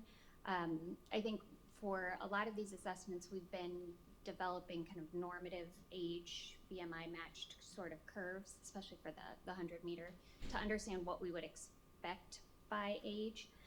But most of our, I'll say the NSAD, we would expect, all patients until 70s or 80s, although we don't have that data, to get the kind of the maximum ceiling effect on an assessment. So if we would expect that if we are seeing anything below kind of that ceiling of the assessment, it would be related to non-age related. Although developing those normative curves would be helpful. Just to follow up, I think this would be critical for designing expected decline in any clinical trial. What you'd expect in efficacy of an intervention, you're going to need to know what the expected decline would be, and you really need to think about what aging is going to do. Yeah. Hey, Lindsay, great work. So 2 questions. One was, there was a remarkable difference in the ICC from in-clinic visit versus remote for some of the parameters, especially the 9. Do we have an explanation of why they like FVC? I would imagine FVC would have been better performed in the clinic setting than the home setting. Yeah, so I would say it's FVC. Some of that is sample size driven. So because we started this study right after the pandemic, we had a lot more restrictions on when we could do pulmonary function testing. So some of those, I think that skews some of those results a bit. The other tests that we really saw differences were those that were done at a tabletop. So the 9-hole peg, if it's up higher or lower, can impact. 9-hole peg has its own other bucket of issues, but the performance of upper limb, similarly, that tabletop really does, especially if you've got shoulder girdle weakness, stacking cans that are 1 inch higher can mean, you get points or you don't get points. Similarly, the timed up and go, those chair heights we can standardize in a clinic environment. In the home, we're often searching through the house to find the best chair. which is why we see better consistency when you're within the same environment. So if we did, move forward to maybe a fully decentralized trial where we're only doing home-based assessments, I think there's promise that we could standardize the equipment within that environment, but it is a little bit harder to do without providing a chair to every patient, or a high-low table that they'd have in their house that'll collect dust and a lot of other knickknacks over time, which can be done, but it's easier to compare within that same environment versus crossing over for some of those assessments. And my second point was that I was surprised to see the 9-hole peg test, knowing how much you love it. You have to have data. I can't just have biases. But I wanted to know about the manual dexterity test that you actually added later on. What does that entail, and has anyone looked at that in relation to the 9-hole peg? Yeah, so we added that. It's a measure that's used a lot in CMT, actually. And so it's a wooden test plate that has 16 cylinders that are thicker pegs. And the goal is to kind of follow in this snake-like pattern. You pick up the peg, you turn it over, you put it back in as fast as you can, and you're not allowed to turn your hand or drop the pegs. You get penalties for those sorts of things. And so it really looks at that kind of intrinsic hand function. That being said, it is really hard, and patients do have a bit of a learning effect because you develop kind of strategies over time, or it's so hard that they just fatigue and are dropping pegs. And so their time exponentially increases. So I think it's useful, but the amount of variability that we see based on either fatigue or learning may not make it a suitable kind of clinical trial assessment. I think it's useful in the clinic to kind of understand how that hand function is to make those recommendations. And then if I had to pick between the two of them, I would always do functional dexterity because 9-hole peg is just too easy. Although everyone was setting records. It's a highly competitive group. They were talking about having like leaderboards and sharing their results to see some cheering in the back. I just want to know why I didn't get offered $50. Yeah. Came too late. That was earlier. Can I ask one other question that got speculated about this in this context, which is an intermediate option between remote and in your clinic, which is to contract with local healthcare facilities where you have qualified therapists who can do the validated test. They'd be contractors, so you don't have to go through the IRB or have them have research training, everything. And I don't know if that's an option in this kind of, but that way you get greater consistency in terms of the environment without people having to fly to Ohio. Yeah. So I would prefer more of the kind of regional specialist centers where you'd have, those that are working in the multidisciplinary clinic that are doing these assessments like we would see with a multi-site sponsored clinical trial. Because I think, no matter who's doing the assessment, they have to do it in a standardized way and be really invested in the trial. And I think sometimes when you get to a contractor level, it's more of a clinical assessment than kind of research grade. But if you do have someone that's invested in this space, is working in clinic, can then feed what they're finding in research back to clinical care, I think that kind of optimizes both your research results and elevating patient care, which is the ultimate goal. Yeah, Virginia. Very helpful, and unlike the data I've shown, you've got more consistent results between each time point, which is really good. So what do you think should be the first clinical trial that we do in patients? With medicines? Like pick my favorite medicines? Exercise, whatever. Okay.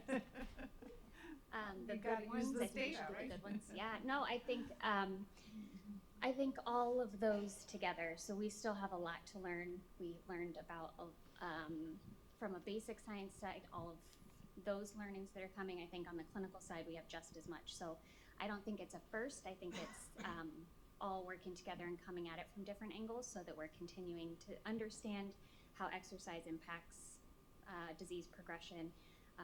I think it's useful to also understand how potential treatments can modify that disease trajectory. And then, as we're seeing in other neuromuscular disorders like SMA, for example, you can have more of an optimal response or, a less optimal or maybe non-responder. So understanding how exercise works to optimize those treatment effects will be kind of the ongoing learnings as we continue to build. That doesn't answer your question, but kind of all of it. Yeah. I would suggest that this truly are preliminary data that will inform a larger study. Yeah. I mean, this should really be treated as a preliminary data that will inform your design of a larger natural history study or a trial readiness trial. But I think these are great data. At least you're getting a hint of what the trajectory is, but we really need to confirm this in a larger set of patients. We need more and more patients, and not just U.S. and a couple patients in another country, but more of a global effort as well. I think is really useful. Is the final comment because we need to move on. So I have one comment. Okay. Thank you, Lindsay, so much. I just wanted, Nathan texted me from home, and he said, please ask Lindsay to share a little bit about the NDA collaboration with the video measures and maybe some future opportunities that might be out there. Sure. So there are additional natural history, I'd say trial readiness activities that are happening in parallel with this. So there's a group that is developing more of a home-based video capture assessment. So, having a standard battery of functional tasks that patients do in home, and then have a centralized reader kind of scoring those activities to provide another option for measurement to see if these different scoring systems or the different tasks are more meaningful, maybe more sensitive in different cohort groups. So we're collaborating as part of the MDA advocacy grant with Cure VCP Disease, our institution, and then EMS, which was previously Casimir, that's been developing this technology to kind of understand how that outcome looks in this patient population, and wearables. So starting a wearable project as well to develop something specifically for VCP to look at activity, fatigue, etc. within the home environment. So I think we have a lot to learn, and anyone who knows me, I will say there's no one size fits all when it comes to an outcome. So having this validated toolbox will really help us, not waste time on outcomes that aren't useful. The more we know, the quicker we can determine if treatments are efficacious. So. And how do we enroll the patients to all these studies that you mentioned? Do we refer them to you? Cure VCP Disease is a great central source for patients. Yes. Thank you, Lindsay. So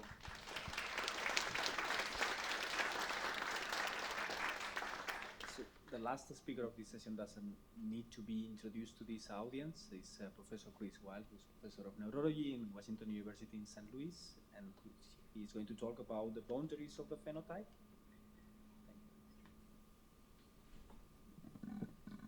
Great, thank you. So I was going to talk about, Jordi asked me to talk in this session about genotype, phenotype, and then really thinking about the spectrums of it. And so you're going to get a little bit of just my take on genotype, phenotype. I wanted to start, I think the question really, and many have asked this, is there a genotype, phenotype correlation? There are 101 variants that have been reported in the literature as well as in ClinVar. So there are depositions of presumed pathogenic variants. And so that's 101 different variants. Most of those, as you've already heard, are in single families or even single patients. We call them singleton. And so no one's gone and looked at somebody's family. It's basically one patient that's been seen in a clinic and been diagnosed via gene sequencing. So just in thinking about the scrutiny of the variants, so how do we know that a variant is actually pathogenic? And so Marianela talked about that. If I see a patient with weakness or limb girdle weakness, and we already heard that the breadth of weakness can be scapular, it can be distal, it can be proximal. It's not completely stereotyped. They may not have rimmed vacuoles on muscle biopsy. They may have had the wrong muscle biopsied or lots of different reasons. And so to know for sure whether that's a pathogenic variant can be challenging. And so the way I think about it is, what about residues that have had multiple missense variants or mutations that have been found in several different families? And that's how you would do it for genetics. A single patient in a single mutation, especially in an autosomal dominant disease where you can just have one mutation, is much more challenging. And so the issues are, how do you start to kind of think about that? And so by doing genotype-phenotype correlation, where we reported a patient with CMT with an E185K, that's one family, one mutation, my guess is someday we may find a patient that has dementia with that mutation. I can't say that for sure, so that could be a genotype-phenotype, but I'm not ready to make that claim. And so these are the mutations down here that have been found in, you guys see? Let me do this. These are the mutations that have been seen in multiple families or with multiple mutations. And so you can see these ones that people have been demonstrating down here kind of fall off, okay? They could be pathogenic, I'm not saying they're not, but whenever we start, how do we really kind of scrutinize this data? These are really the ones that, in my mind, have met the smell test about whether they're really, really pathogenic because they've been seen in several families or they have multiple mutations at different residues. Again, this is actually, I think this is family 1 from Virginia's paper, and I just want to point out, until Virginia, like I learned about this from Virginia, I'd never seen a pedigree that had different hatch marks in it for the different phenotype that they're having. And so I just want people to recognize that. And I really also want to call out Virginia, like I can tell you, a patient will tell me, oh yeah, my mom has dementia, and I'm like, great. And so really to be able to connect all of that, I think is really an amazing thing. So I just want to mention that.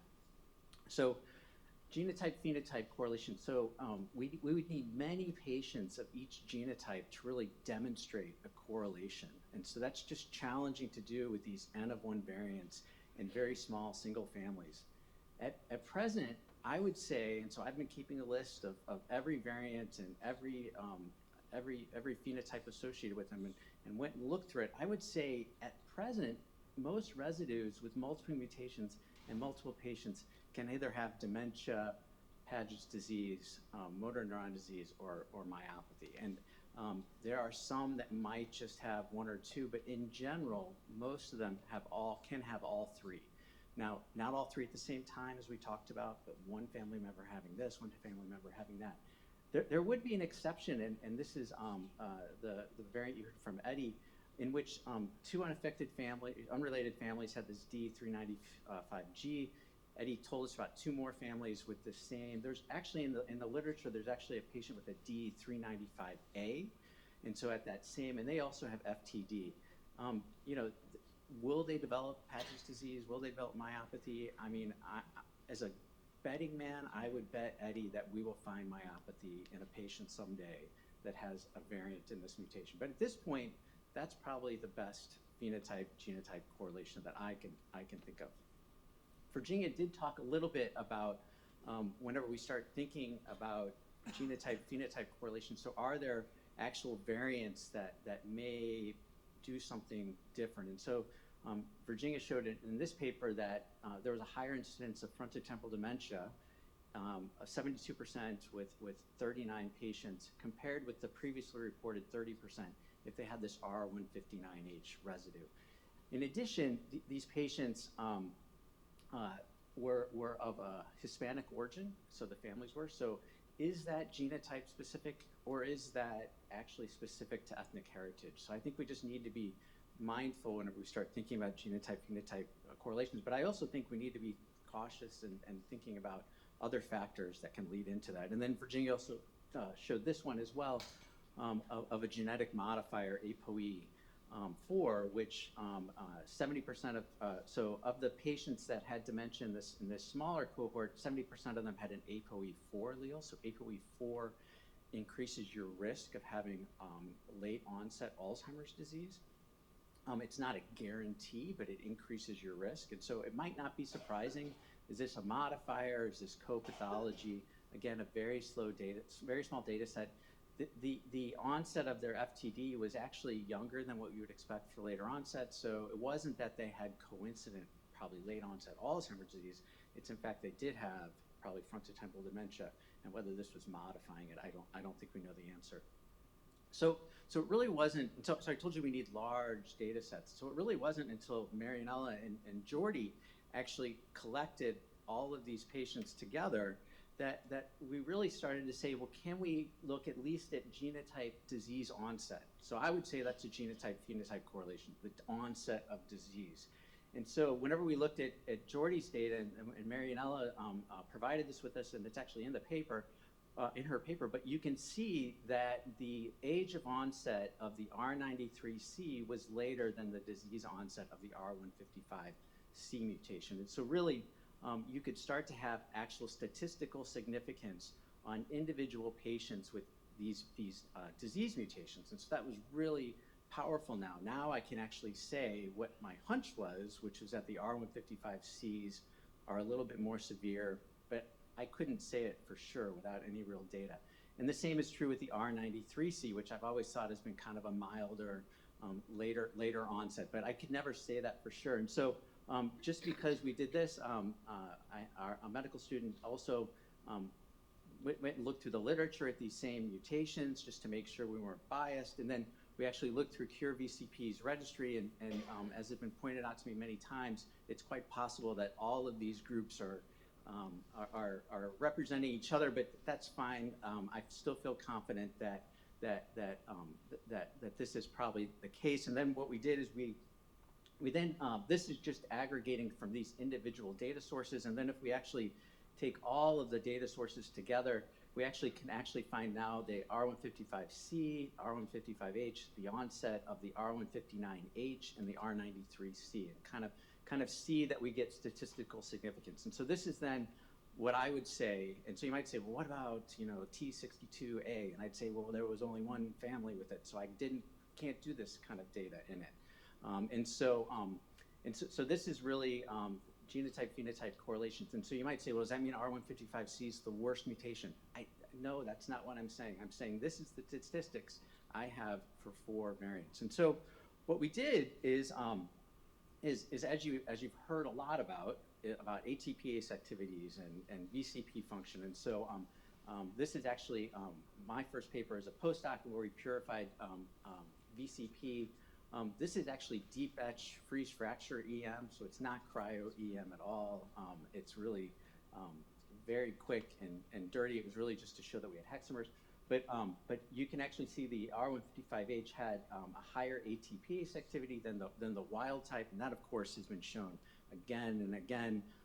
In working with Sui Fen, we've been able to, she was able to demonstrate it was the A232E that had it elevated, and was actually able to do some work looking at which domain. And then of course we heard from Andreas and from Ray about the idea of an increase on foldase. So this is an ATPase activity, this is on foldase rate, and the idea of it being up or down. And so what we did, and this is work with Sui Fen, who's been a great collaborator in helping us with purified protein and looking at really simple assays, which are basal ATPase assays, and we can argue about whether that's a relevant assay or not, but I'm going to show you that there's something relevant about it. Because if we actually look at this and then look at the basal ATPase activity, you can actually see a very nice correlation that the R155C has a higher basal ATPase activity than the R93C. And it actually inversely correlates perfectly with the age of onset. And so I think there probably is something there with ATPase activity being meaningful to disease severity in some way. And I'm not going to speak about it any more than that because we've already debated it. But it does mean something, whether it means a structural change that's worse, whether it means increased activity predicts more disease onset. I don't know the answer. The other thing I would say that this told me was that the ATPase activity is a relevant thing that we could measure to help us understand if there was a pathogenic mutation. And so that's also what Marianela talked about, was what do we do with these patients with single families and single mutations without a muscle biopsy, who haven't had, you know, a lot of testing. And so you might say, well, why wouldn't they have had a muscle biopsy? Well, because they get genetic tested first. We're in an era now where we just do genetic testing really quickly. In fact, non-neurologists can do it. And so what happens is patients then are thinking they have, you know, I have many patients that email me. So they get a mutation, they contact Cure VCP, they contact me, and they say they have a VCP mutation, they've got MSP1.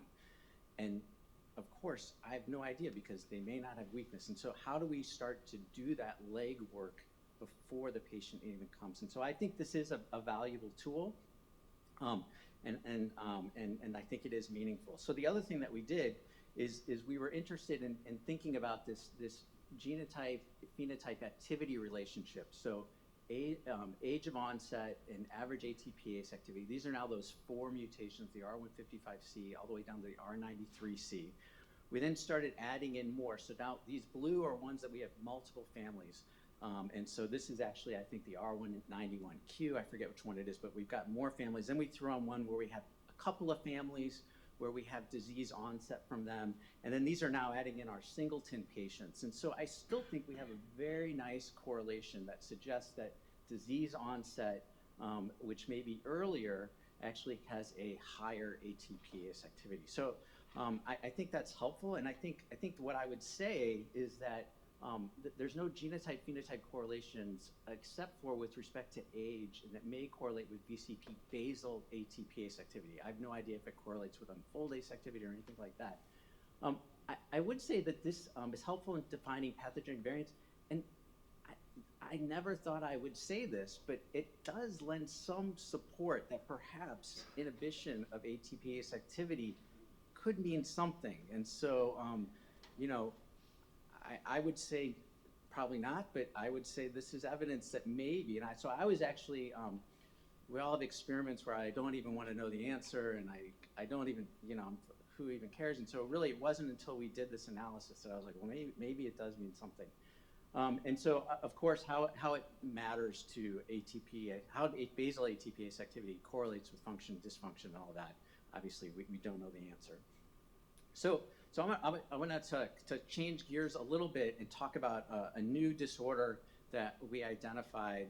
And so just so people who aren't clinicians in the room, there are guidelines for the care of children who have syndromic features, being intellectual disability, developmental delay, congenital abnormalities. And so it wasn't really until 2021 that the guidelines are actually to do a full genome or a full exome, okay? And so we didn't actually do that clinically until, people would do it on a research basis, but it really became clinical guidelines to do this. And so you can imagine now doing that on every patient that has a developmental delay is going to give you more and more and more information. And so the way this is done is typically you do what's called trio sequencing, which is you sequence mom and dad, and then you sequence the child. Something we can't do in late onset diseases all the time. So this is something that's done typically in childhood diseases where mom and dad are available. And then you look and see if there were, so presumably mom and dad are not affected. They don't have a developmental delay. They don't have a syndromic feature. And so the data would suggest that we develop between 0 and 6 missense or loss of function mutations during the meiosis and mitosis of our parents' union. So in that time frame, we all develop between 0 and 6 mutations. And so a de novo mutation means a lot, okay? That means that de novo mutation likely could be causing something. And so what we did is, with a large collection in collaboration with the geneticist, and this is, again, just serendipity, someone emailing me saying, I see you study VCP. And so he had identified 13 children with novel de novo mutations in VCP. They had developmental delay, intellectual disability, hypotonia, which can happen with CNS involvement, doesn't necessarily mean muscle weakness. Macrocephaly, meaning their heads were larger, about 2 times the normal, and facial dysmorphia. And so this is a picture of some of the children, where you can see they kind of have slanted eyes and they have large frontal bossing areas. And so this is it. So it's syndromic. It's not the most specific. So intellectual disability and developmental delay, you can imagine, is quite a heterogeneous thing. And so what do these children, what does it look like? So 13 of them have gross motor delay. 11 of 13 developed delay with ambulation. So you typically should walk by the age of 1.5. These kids were walking 1.6 to 8 years. One of them actually remains in a wheelchair but never was able to ambulate. 12 of 13 had fine motor difficulty with delays in handwriting and buttons. 11 of 13 had language delay. 10 of 13 with intellectual disability that ranged actually from severe to very mild. IQ scores in the 50s, which is considered mild. 6 of 13 had other symptoms like attention deficit disorder, hyperactivity, and autism. 12 of 13 had hypotonia. They also had other CNS issues. Some of them had epilepsy. Some of them had tremor. Facial dysmorphia was found in 8 of 13. And they had abnormal MRI findings. I thought about putting them up. They are so vague, and just even throwing them up there, I thought no one's going to believe it. But some of them had thin corpus callosum. Some had some cortical dysplasia that was really hard to see. And so really they have all of these types of things. So what are these variants? And so I'm going to call them, instead of MSP variants, I'm going to call them IDDD variants. And I'm happy for a different name, but this is intellectual disability and developmental delay. That's how people call it in the literature. 2 of them were clear loss of function variants. And when I say clear loss of functions, one of them was a frame shift right here. And so that frame shift doesn't make a protein. That frame shift makes nonsense-mediated K, and there's no protein made. So that patient has one wild type allele and one allele that doesn't express anything.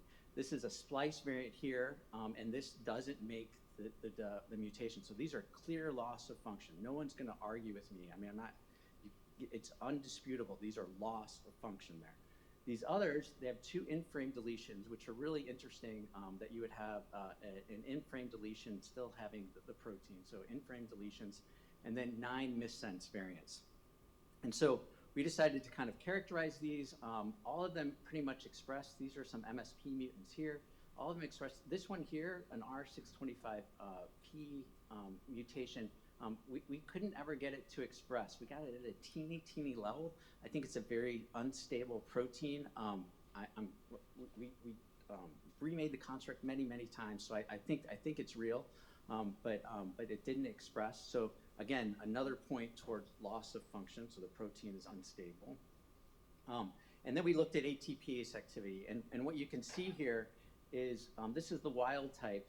You can see that 7 of the 13, is that 7? 1, 2, 3, 4, 5, 6. Yeah, 7 of them had a decrease in ATPase activity.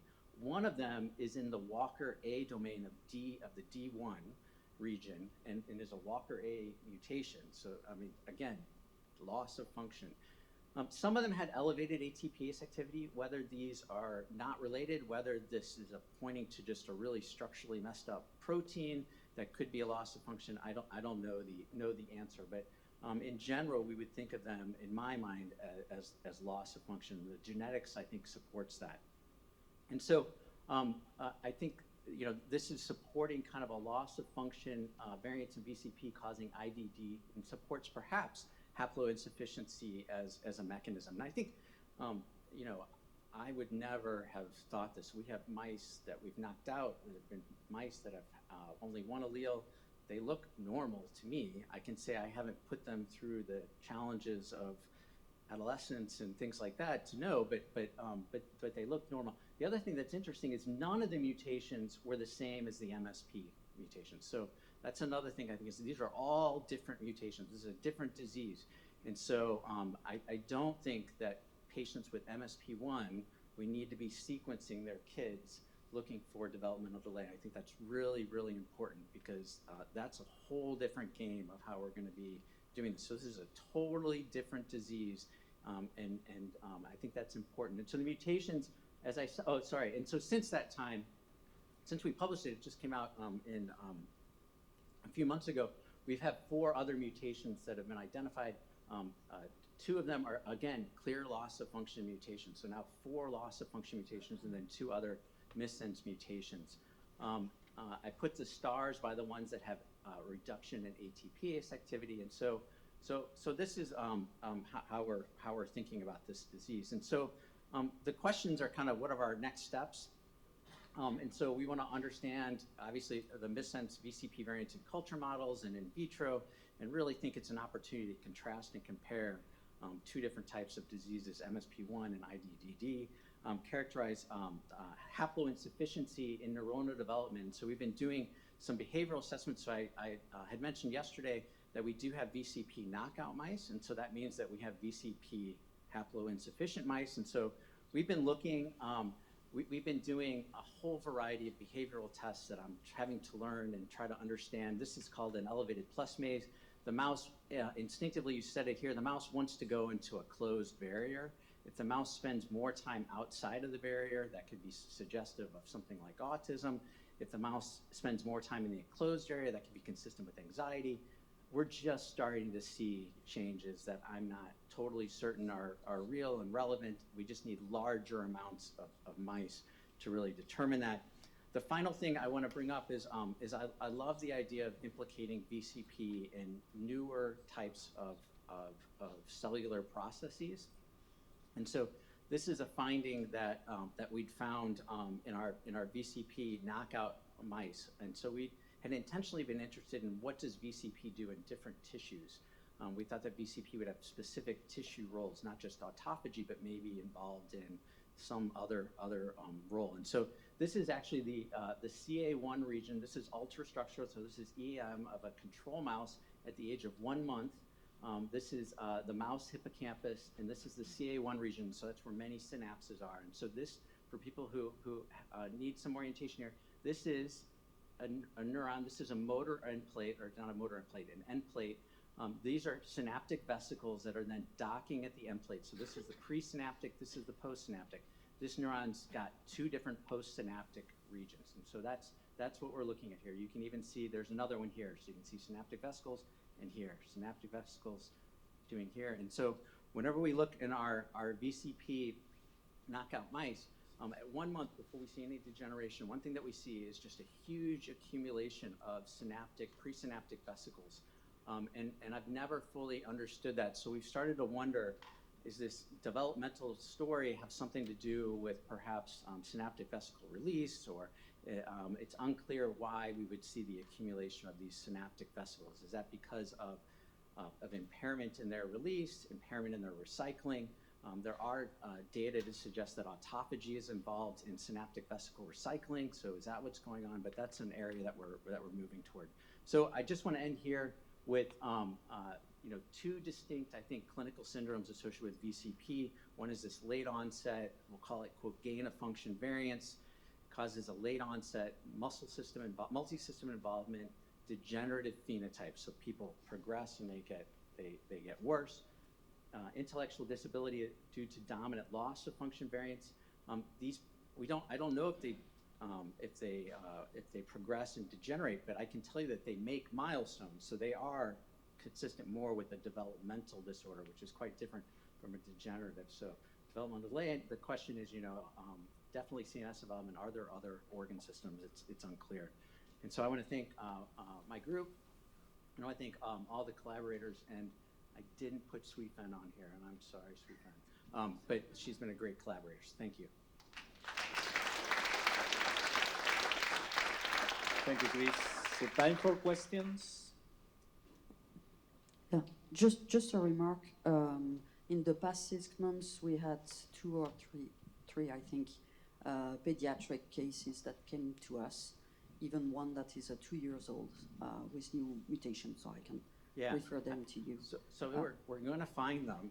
I mean, that's what I'm saying. Because of that, we're going to start to find them. And so, understanding it is going to be important. I think my worry is I've been contacted by patients with MSP1 whose children may have developmental delay, and that's not. I don't think we can make that leap, that's because of their MSP1. So I feel like that's really important information for the patient population, because we don't want to be sequencing kids for a late onset disease. It's actually, it's in the American College of Medical Genetics is actually a no-no. Like, you don't treat asymptomatic people, especially children. So, yeah, those kids were diagnosed through autism and speech delay. They don't have. And another remark, I have no idea if it's linked, but in our patients, we have patients that have seizures. So maybe that's something. I don't say it's linked, but maybe that's something we could think about. Margarita? The picture about the synaptic vesicles is very, very interesting. And I was wondering if you have looked or are planning to look at the nerve terminal. Because, like you said, the hypotonia obviously could be central in origin, but are we sure this patient don't have an associated defect on neuromuscular transmission? We don't know. No, we don't know. And the other question I have, and I just don't know, is there a PET to look for specifically for the type of tau that they were talking about yesterday that accumulated in the vacuolar tauopathy? Could that be done in this patient to see if there is a tau pathology? Absolutely. I think they're tau ligands. Yeah. So the Alzheimer's disease tau PET positive neuromuscular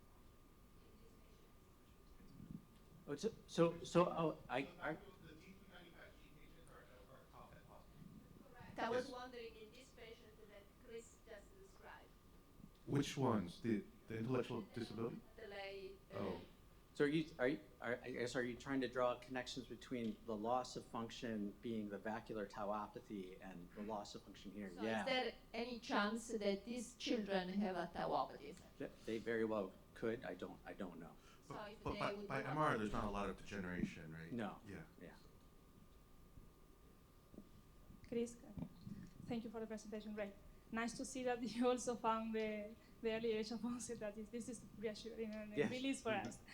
So my question is regarding the correlation between the age of onset and the ATPase activity. So in our cohort, we only had 12 asymptomatic carriers.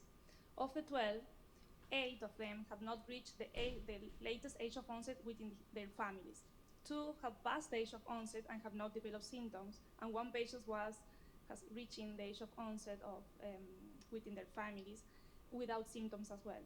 So my question is if the ATPase activity can vary within patients or can progress with it.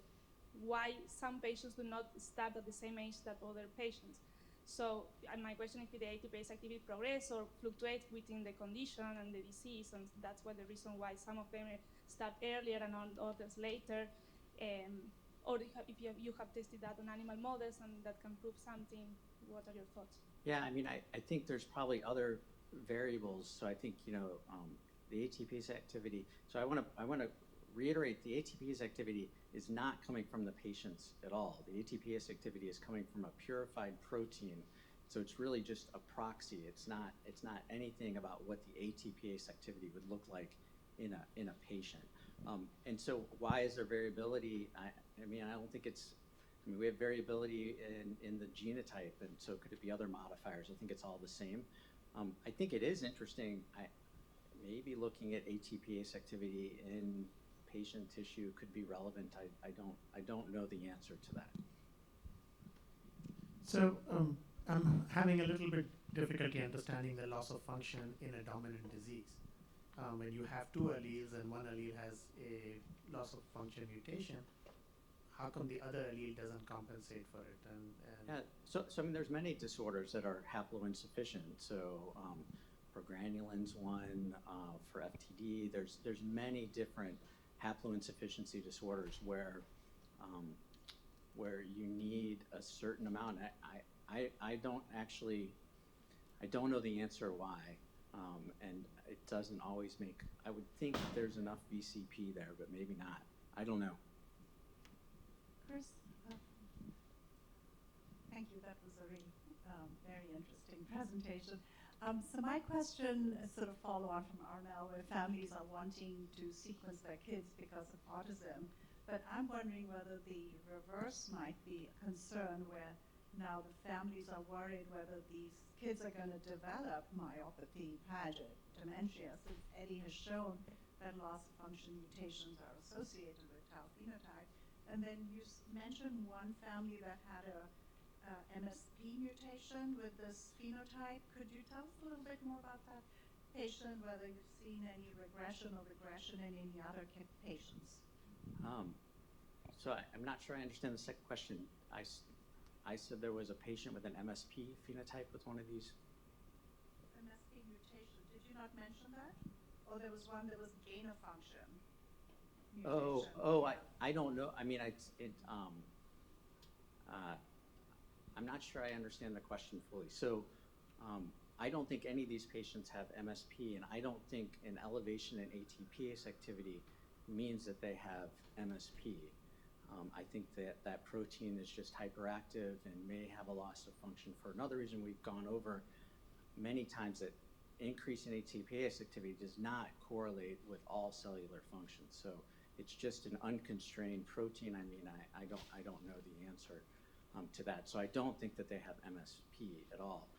I would say, we've been sequencing patients with dementias and with late onset diseases, and we haven't found these same mutations. And so I don't know if they'll develop a dementing phenotype, but it seems like, we just didn't all of a sudden start having these mutations happen in people. And so my guess is that this probably is not a syndrome where they develop a dementia. It's possible, and we'll monitor them, but I would think that we would have seen these mutations in other dementing phenotypes. But it's really reassuring for these families. There is another question. Yeah, thanks for the talk. I was just a bit curious to see, more so from a biochemical perspective, have there been studies done to look at hexameric stability and how that could contribute to potential aggregate formation? And if you're talking about inhibitors, potentially inhibiting ATPase activity and maybe promoting hexameric stability? Yeah, I don't, my sense is, and I think we heard it yesterday, is those hexamers are really tight, and that even in the presence and absence of ATP, they don't really fall apart. So I don't actually know the answer to your question, but I know that that there are other ATPs, triple ATPases, where you can take out the ATP and they just kind of fall apart. NSF is one, and that VCP is really tightly held, but I don't know the answer. There could be lots of reasons for loss of function. So I mean, structurally, what are those? I mean, maybe they look structurally, maybe they look terrible. I don't know. So we have not, I'm like Eddie. I'm a pretend or wannabe cryo EM. I mean, I think it'd be fun to look structurally and just see what they would look like. But yeah. So last question. So just a quick clarification. We've been asking about all these things that you say you don't know, which is totally appropriate. But I think you mentioned that these kids are making milestones later. Correct. Which is suggesting that whatever pathology they have, this is not a degenerative pathology. This is a problem at baseline that is slow but still getting there. Yeah, and whether this happened during development and left them with kind of cortical dysplasia or susceptibility to seizures or something like that is a possibility versus, so is this like a static encephalopathy? So did the insult happen? Another place where you see hypotonia is actually in cerebral palsy, and that's an acute kind of static. So whether it's that or whether something else is going on, so we're really wanting to now understand really the role of VCP and perhaps levels of VCP during really critical time periods, like maybe during development or something like that. Yeah. Okay, so thank you. Oh, sorry. Thank you, Chris. So there's not. You can ask later if you don't mind. So we need to go to the next session. So I would like to finish by thanking all the speakers in this session. I think it has been really great. Thank you.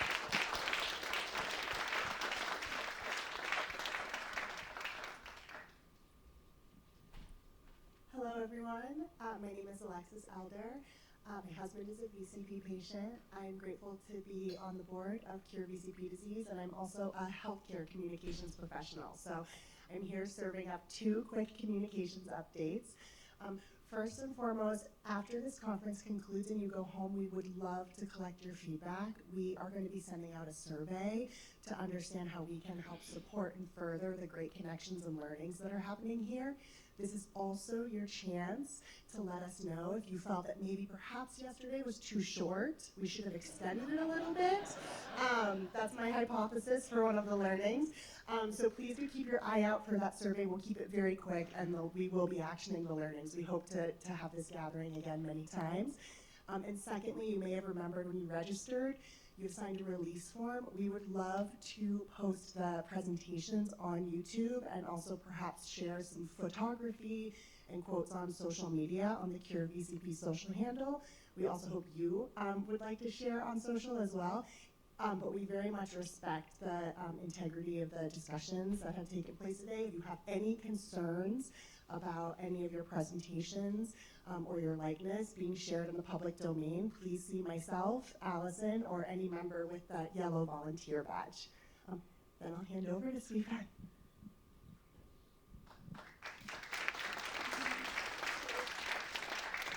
So it's my honor to introduce our winner of our Young Investigator Award.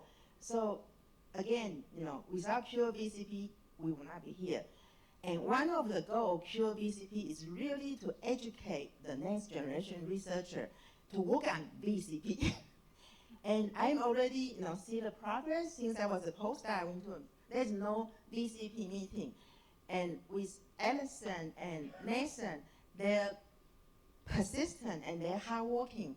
So when I first moved my lab to Caltech, they come to see my lab 2 days after it opened because Chris sent it. So I really appreciate they really work so hard to bring us together. And for the Young Investigator Award, the rule is you have to be within 7 years of postdoc.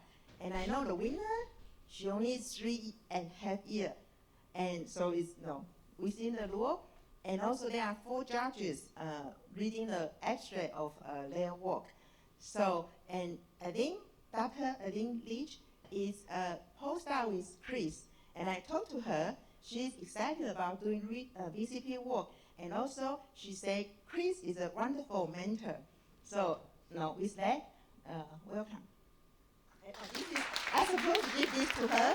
And also there will be an Amazon gift card mailed to you. Welcome.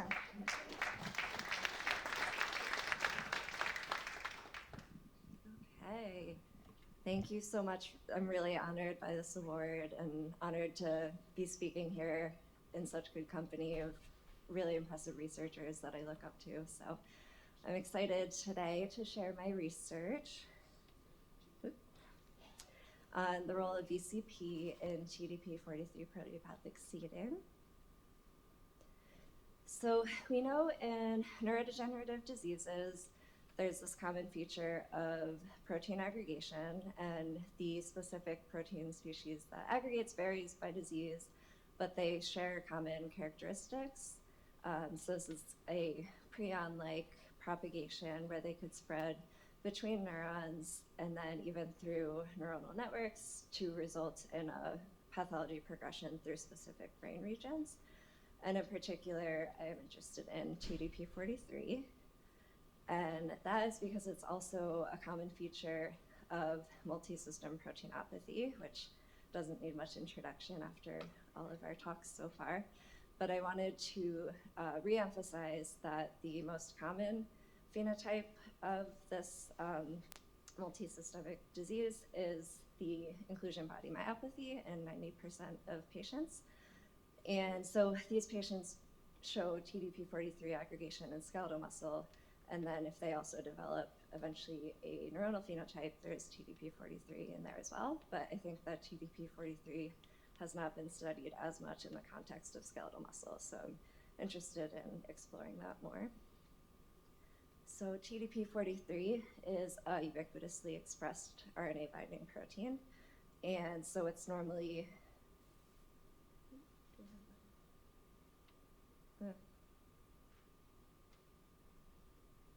the actual laser pointer. So it's normally localized to the nuclei, and then under conditions of cell stress, it is recruited to the cytoplasm and stress granules, and then upon resolution of the stress, it will return back to the nuclei.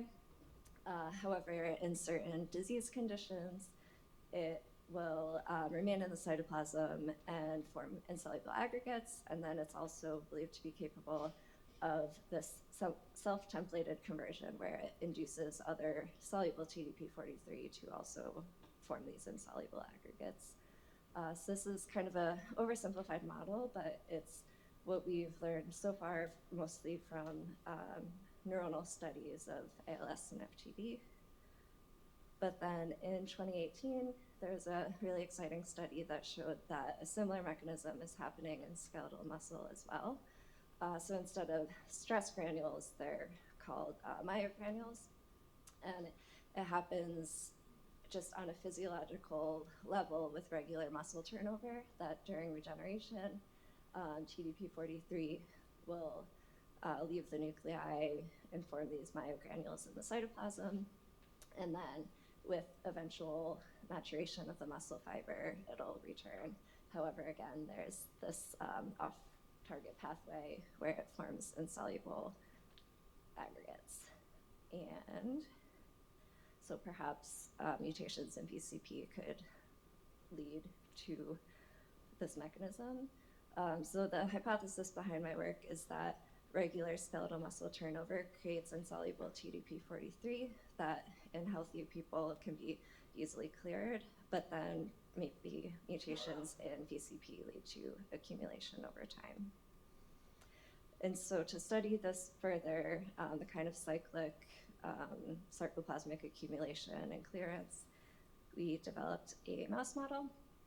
And so this mouse model is muscle-specific overexpression of human TDP-43 that's mislocalized to the cytoplasm, so it has a mutated nuclear localization signal. And importantly, it could be turned on and off, essentially. So it's a doxycycline activatable system. And so when we cross the mice with the TAT operating region and then mice with RTTA with a muscle-specific promoter, the RTTA will recognize the TAT-O region, but it won't actually activate the transgene until we add DoxChow. And so then when we remove DoxChow, we could turn the transgene off. And so when we treat them with DoxChow for 4 weeks initially, we found that there was a gradual loss in weight. They became weak, and they actually die around 4 weeks of DoxChow, so that was like our maximum timeline. And then at the 4-week point, we found that there was decreased muscle weights, decreased overall weight, and they had kyphosis of the spine, which could be indicating weakening of the paraspinous muscles. So then histologically, the H&E initially seemed pretty normal, but then we noticed these eosinophilic inclusions with the arrows there. And then also by an ADH staining, there's these pale spots that could indicate aggregates. And with TDP-43 staining, we found really abundant phosphorylated TDP-43. And this is after 4 weeks on Dox. And then if we look at the electron microscopy for the ultrastructural analysis, this is a regular untreated muscle. This is a perinuclear inclusion, which was really common, but then there were also aggregates that were not near nuclei as well. And then if we look at higher magnification, it mostly had a granular structure. We didn't really notice clear fibrils. So then next we wanted to characterize on a molecular level if there is actually resulting pathology from this overexpression of cytoplasmic TDP-43 in muscle. And typically side effects of TDP-43 proteinopathy is this loss in proteostasis and also changes in splicing, as it's an RNA binding protein. And so with RIPA insoluble fractionation, we see over the time course of Dox treatment, there's an increase in insoluble TDP-43. And then we also looked at some markers of proteostasis, and we could see changes such as in P62 and HSP70. And then we also saw co-localization of phospho-DDP43 aggregates with PCSK2 and ubiquitin. And then we also looked at cryptic exons as a marker of splicing changes. And so cryptic exons are normally excluded when TDP43 is properly functioning, but then when TDP43 is perhaps in the cytosol, so it's not able to perform its function, they are included, and so we have this higher band here. And interestingly, it appeared early in the time course and then seemed to resolve. Don't have a clear answer why that is. But then next we wanted to look at the clearance dynamics. And so, as I mentioned, we could turn the transgene on and off with DoxChow. So we expressed it for 2 weeks and then returned them to regular chow to allow for recovery. And so by 3 weeks of recovery with immunostaining, we could see that the aggregates were primarily cleared, and proteostasis seemed to be returned, and the insoluble TDP43 was no longer detectable by Western blot. And again, the cryptic exons seemed to clear pretty quickly. So then, so far, we've kind of shown this cycle of the cytoplasmic aggregation and resolution. What we wanted to see is there also this seeding mechanism happening. And so to look at this, we used a FRET sensor line developed in Mark Diamond's lab. So this is the hex cells expressing the C-terminal fragment of TDP43 tagged to ruby and clover fluorophores. And so when aggregation happens, they're in close enough contact for energy transfer and a shift of fluorescence. So we add insoluble fraction from this mouse muscle to the cell line, and then use flow cytometry to measure the seeding as a shift in fluorescence. And so we confirmed that there was seeding from our mice initially treated with 3 weeks of dox. And then we also used an alpha-synuclein frontline to just to show specificity for TDP43. And then the really interesting part with the seeding is that, so we know that around 3 weeks of this recovery, we didn't see much insoluble TDP43 aggregates by Western blot, but we actually found that seeding peaked after we turned we returned them to regular chow, and so the transgene is turned off. And so we saw this peak and then a persistence over time, even when we could no longer see it by Western blot. And so our hypothesis for this is that the clearance of larger aggregates could be creating these smaller, more seeding competent species that persist over time. And then we wanted to also confirm whether this is actually applicable to human patients. And so thanks to Tom Lloyd for sending some muscle biopsies of sporadic inclusion body myositis patients. And then we also compared it to other disease controls. And we found 14 out of 23 patients had significant FRET seeding.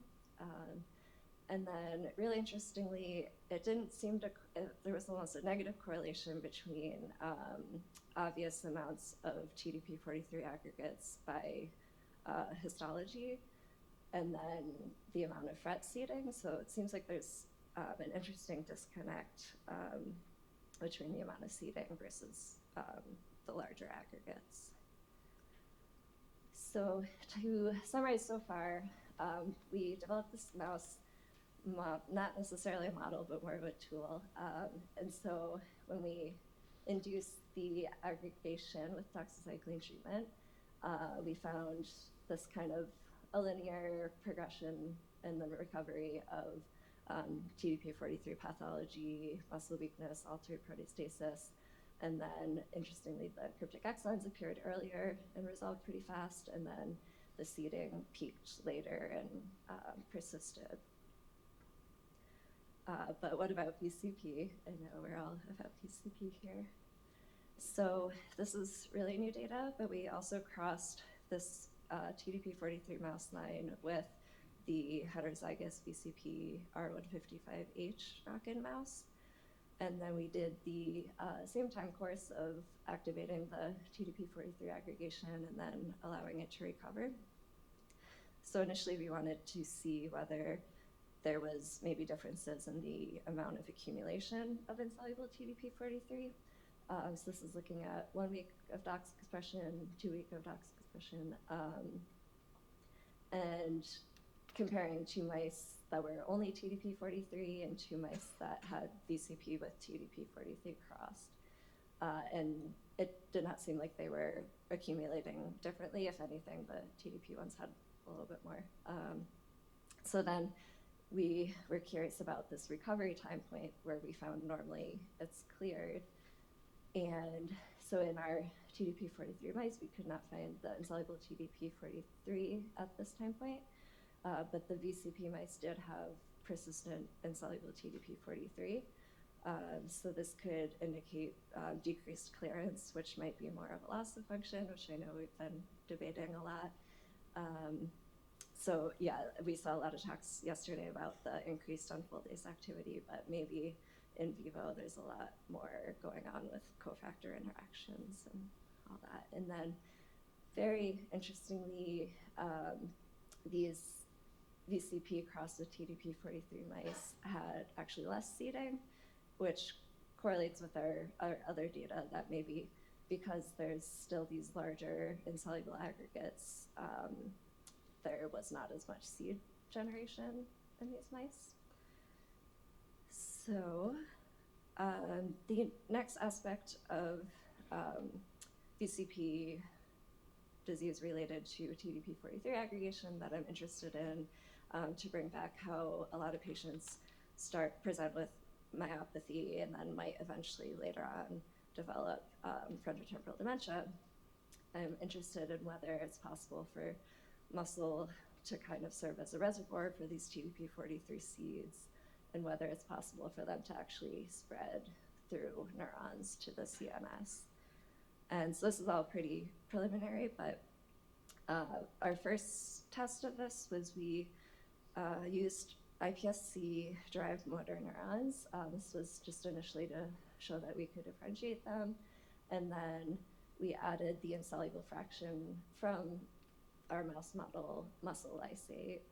And then we could see seeding in these motor neurons. So it's a bit messy. We're trying to optimize the extracellular junk of the TDP43. But when we look at Z-stack cross-sections, we are able to see that there are, within the neuron, actually some nuclear and cytoplasmic TDP43 aggregates. And so then moving forward, we do have patient lines with the R155H, R155C mutations and their isogenic controls. So I'm interested in differentiating those into the motor neurons and comparing the amount of seeding compared to the controls. And then one aspect that we could be looking at with regard to that is nuclear clearance of regular TDP43. So here is the nuclear expression, and then when we have our phospho TDP43 aggregates, this nuclei has lost its nuclear TDP43 clearance. That could be one potential readout. And then finally, we're looking into other in vitro ways to show seeding transfer between cells. And so in grad school, I worked on a couple of different in vitro models of neuromuscular junctions.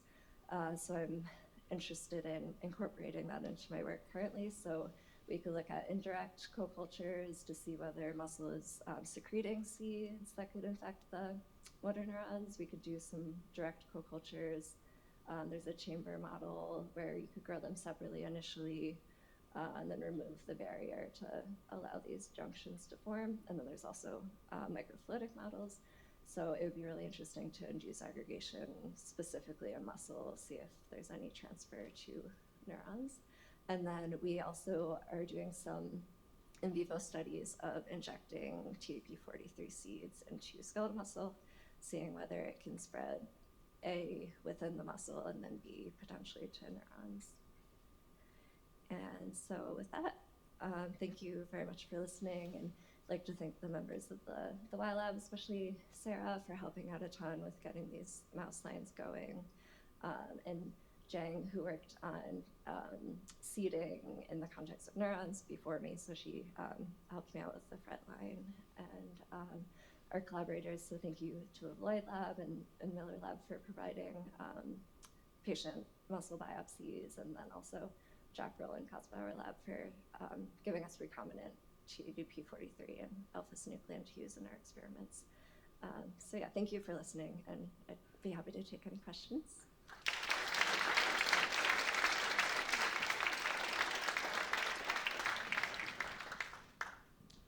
Oh, that was super interesting. Did I miss it? When they're recovering, do they functionally recover? Do they? Yeah.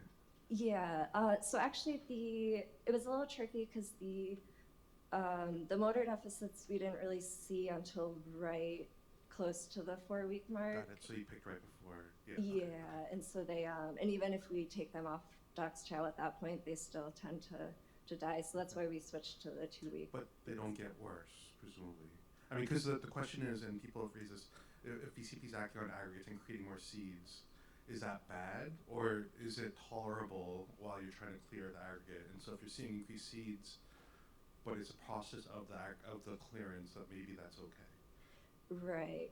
Yeah, I think that's a really good point, and something I've thought about with therapeutics, where if we're trying to increase autophagy or increase VCP activity, if maybe it's generating more seeds, if that could have like an initial toxic effect. But yeah, I guess we don't have a clear answer for that yet.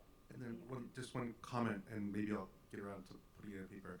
Osteoclast and Paget's disease of bone also have TDP43 aggregates, but they're different from those intranuclear ubiquitin aggregates. So all of these have these TDP aggregates. Yes. Can I ask two questions? First, obviously you've thought about this. If your hypothesis turns out to be correct about uptake of motor neurons, obviously the next question would be, why are we seeing more FTD than ALS? I don't know if you've got a hypothesis superimposed on that one to explain why that would be. And the other question actually might be more for Dr. Lee, but we saw one talk yesterday, I think it was in an IPS, in vitro model, where the aggregates were nuclear. The TDP43 aggregates were nuclear, which I thought was interesting since they're cytoplasmic in motor neuron disease. So I don't know if we know the answer to that pathologically in VCP disease. There are different aggregates in IBM and now Paget's disease. The nuclear aggregates, we don't know what that protein is. That's a different aggregate from these TDP43 aggregates. Okay, so we don't know if they're cytoplasmic TDP43 aggregates in brain. As you said, there's not a lot of pathology. There's probably both. Okay. Yeah. Right. Yeah, so thank you. And maybe you've got an opinion about that as well. But in terms of the first question. So why is it? Why aren't they all getting ALS? Right. Right. Yeah, I think that's a really interesting point. I mean, I think there's just so much patient variability, and like why would muscle versus neuron be affected, and maybe even motor neuron versus cortical neuron. So yeah, I don't have a clear answer, but it'd be interesting to maybe do like proteomic studies of differences in the subtypes of neurons with TDP43 aggregation, and but yeah, I don't think we know. Yes. Have you looked at whether there are specific RNAs in these aggregates? I have not done that, but I think that'd be an interesting. I think a direction that we've thought about but haven't moved towards yet is looking at like interacting RNA and other proteins. Yeah. So this is maybe a question for Eddie or for Chris or for everyone, but where do the TDP43 aggregates begin? Not obviously you sort of made a decision here to get rid of an NLS, and so sort of you made them begin in this model in the cytoplasm, but do they actually begin there, or are they beginning in the ribosome, like right next to the ribosomes? Is it sort of misfolding that's beginning them, or are they beginning in the nucleus even when they're ending up and we're noticing them in the cytoplasm? I mean, TDP-43 is a nuclear protein in its normal position. So where are these cytoplasmic, phase-separated bodies coming from? Right. Well, I think it's hard to know for sure, but I think the model of these myogranules, so I know in myopathy there's a lot of degeneration, regeneration of fibers, and so if these cytoplasmic myogranules naturally form when fibers are regenerating, and then maybe these disease mutations make it more likely to stay in the cytoplasm. That would be my guess, but yeah.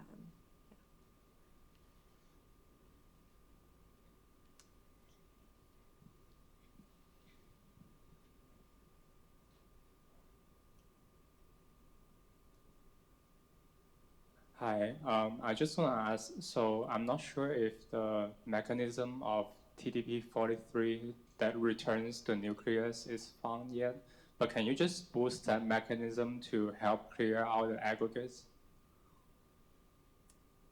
Possibly. Yeah, I think there's been some studies with like nuclear transportins and overexpressing them to facilitate that, but yeah, that's an interesting point that I haven't looked at too much.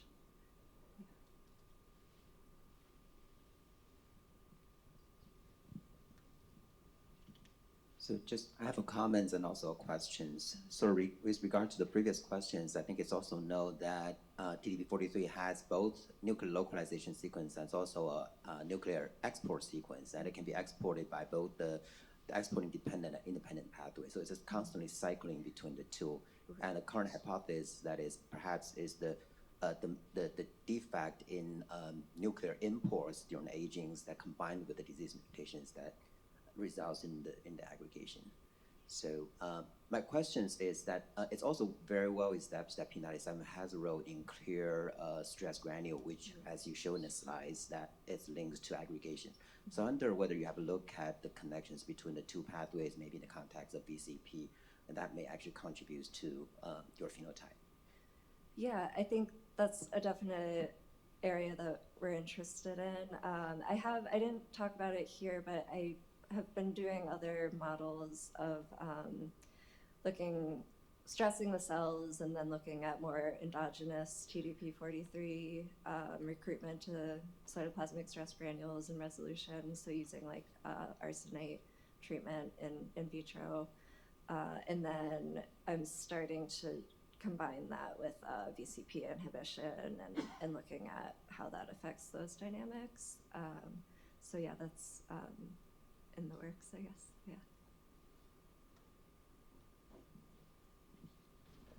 I think we are just, almost on time. So thank you, and congratulations. I will just add that the jury yesterday selected the best posters with a lot of difficulty because all the posters were really good. So we removed the old PIs that had posters, and so the winners, there are 3 categories: structure and function, therapeutic approach, and clinical research, or translational research, therapeutic approach, and clinical research. So this time I can read. So the winners are Chad Altobelli, Shruti Baba Subramanian. I'm sorry if I really didn't say your name properly, but I contacted them yesterday, so I don't know if they are there. They can stand up. And the last one is Sukanya Banerjee. They are going to They are going to present in 10 minutes oral presentation tomorrow, and we need to encourage them because they were quite frightened, I think. So now it's lunch, and we'll be back in 45 minutes.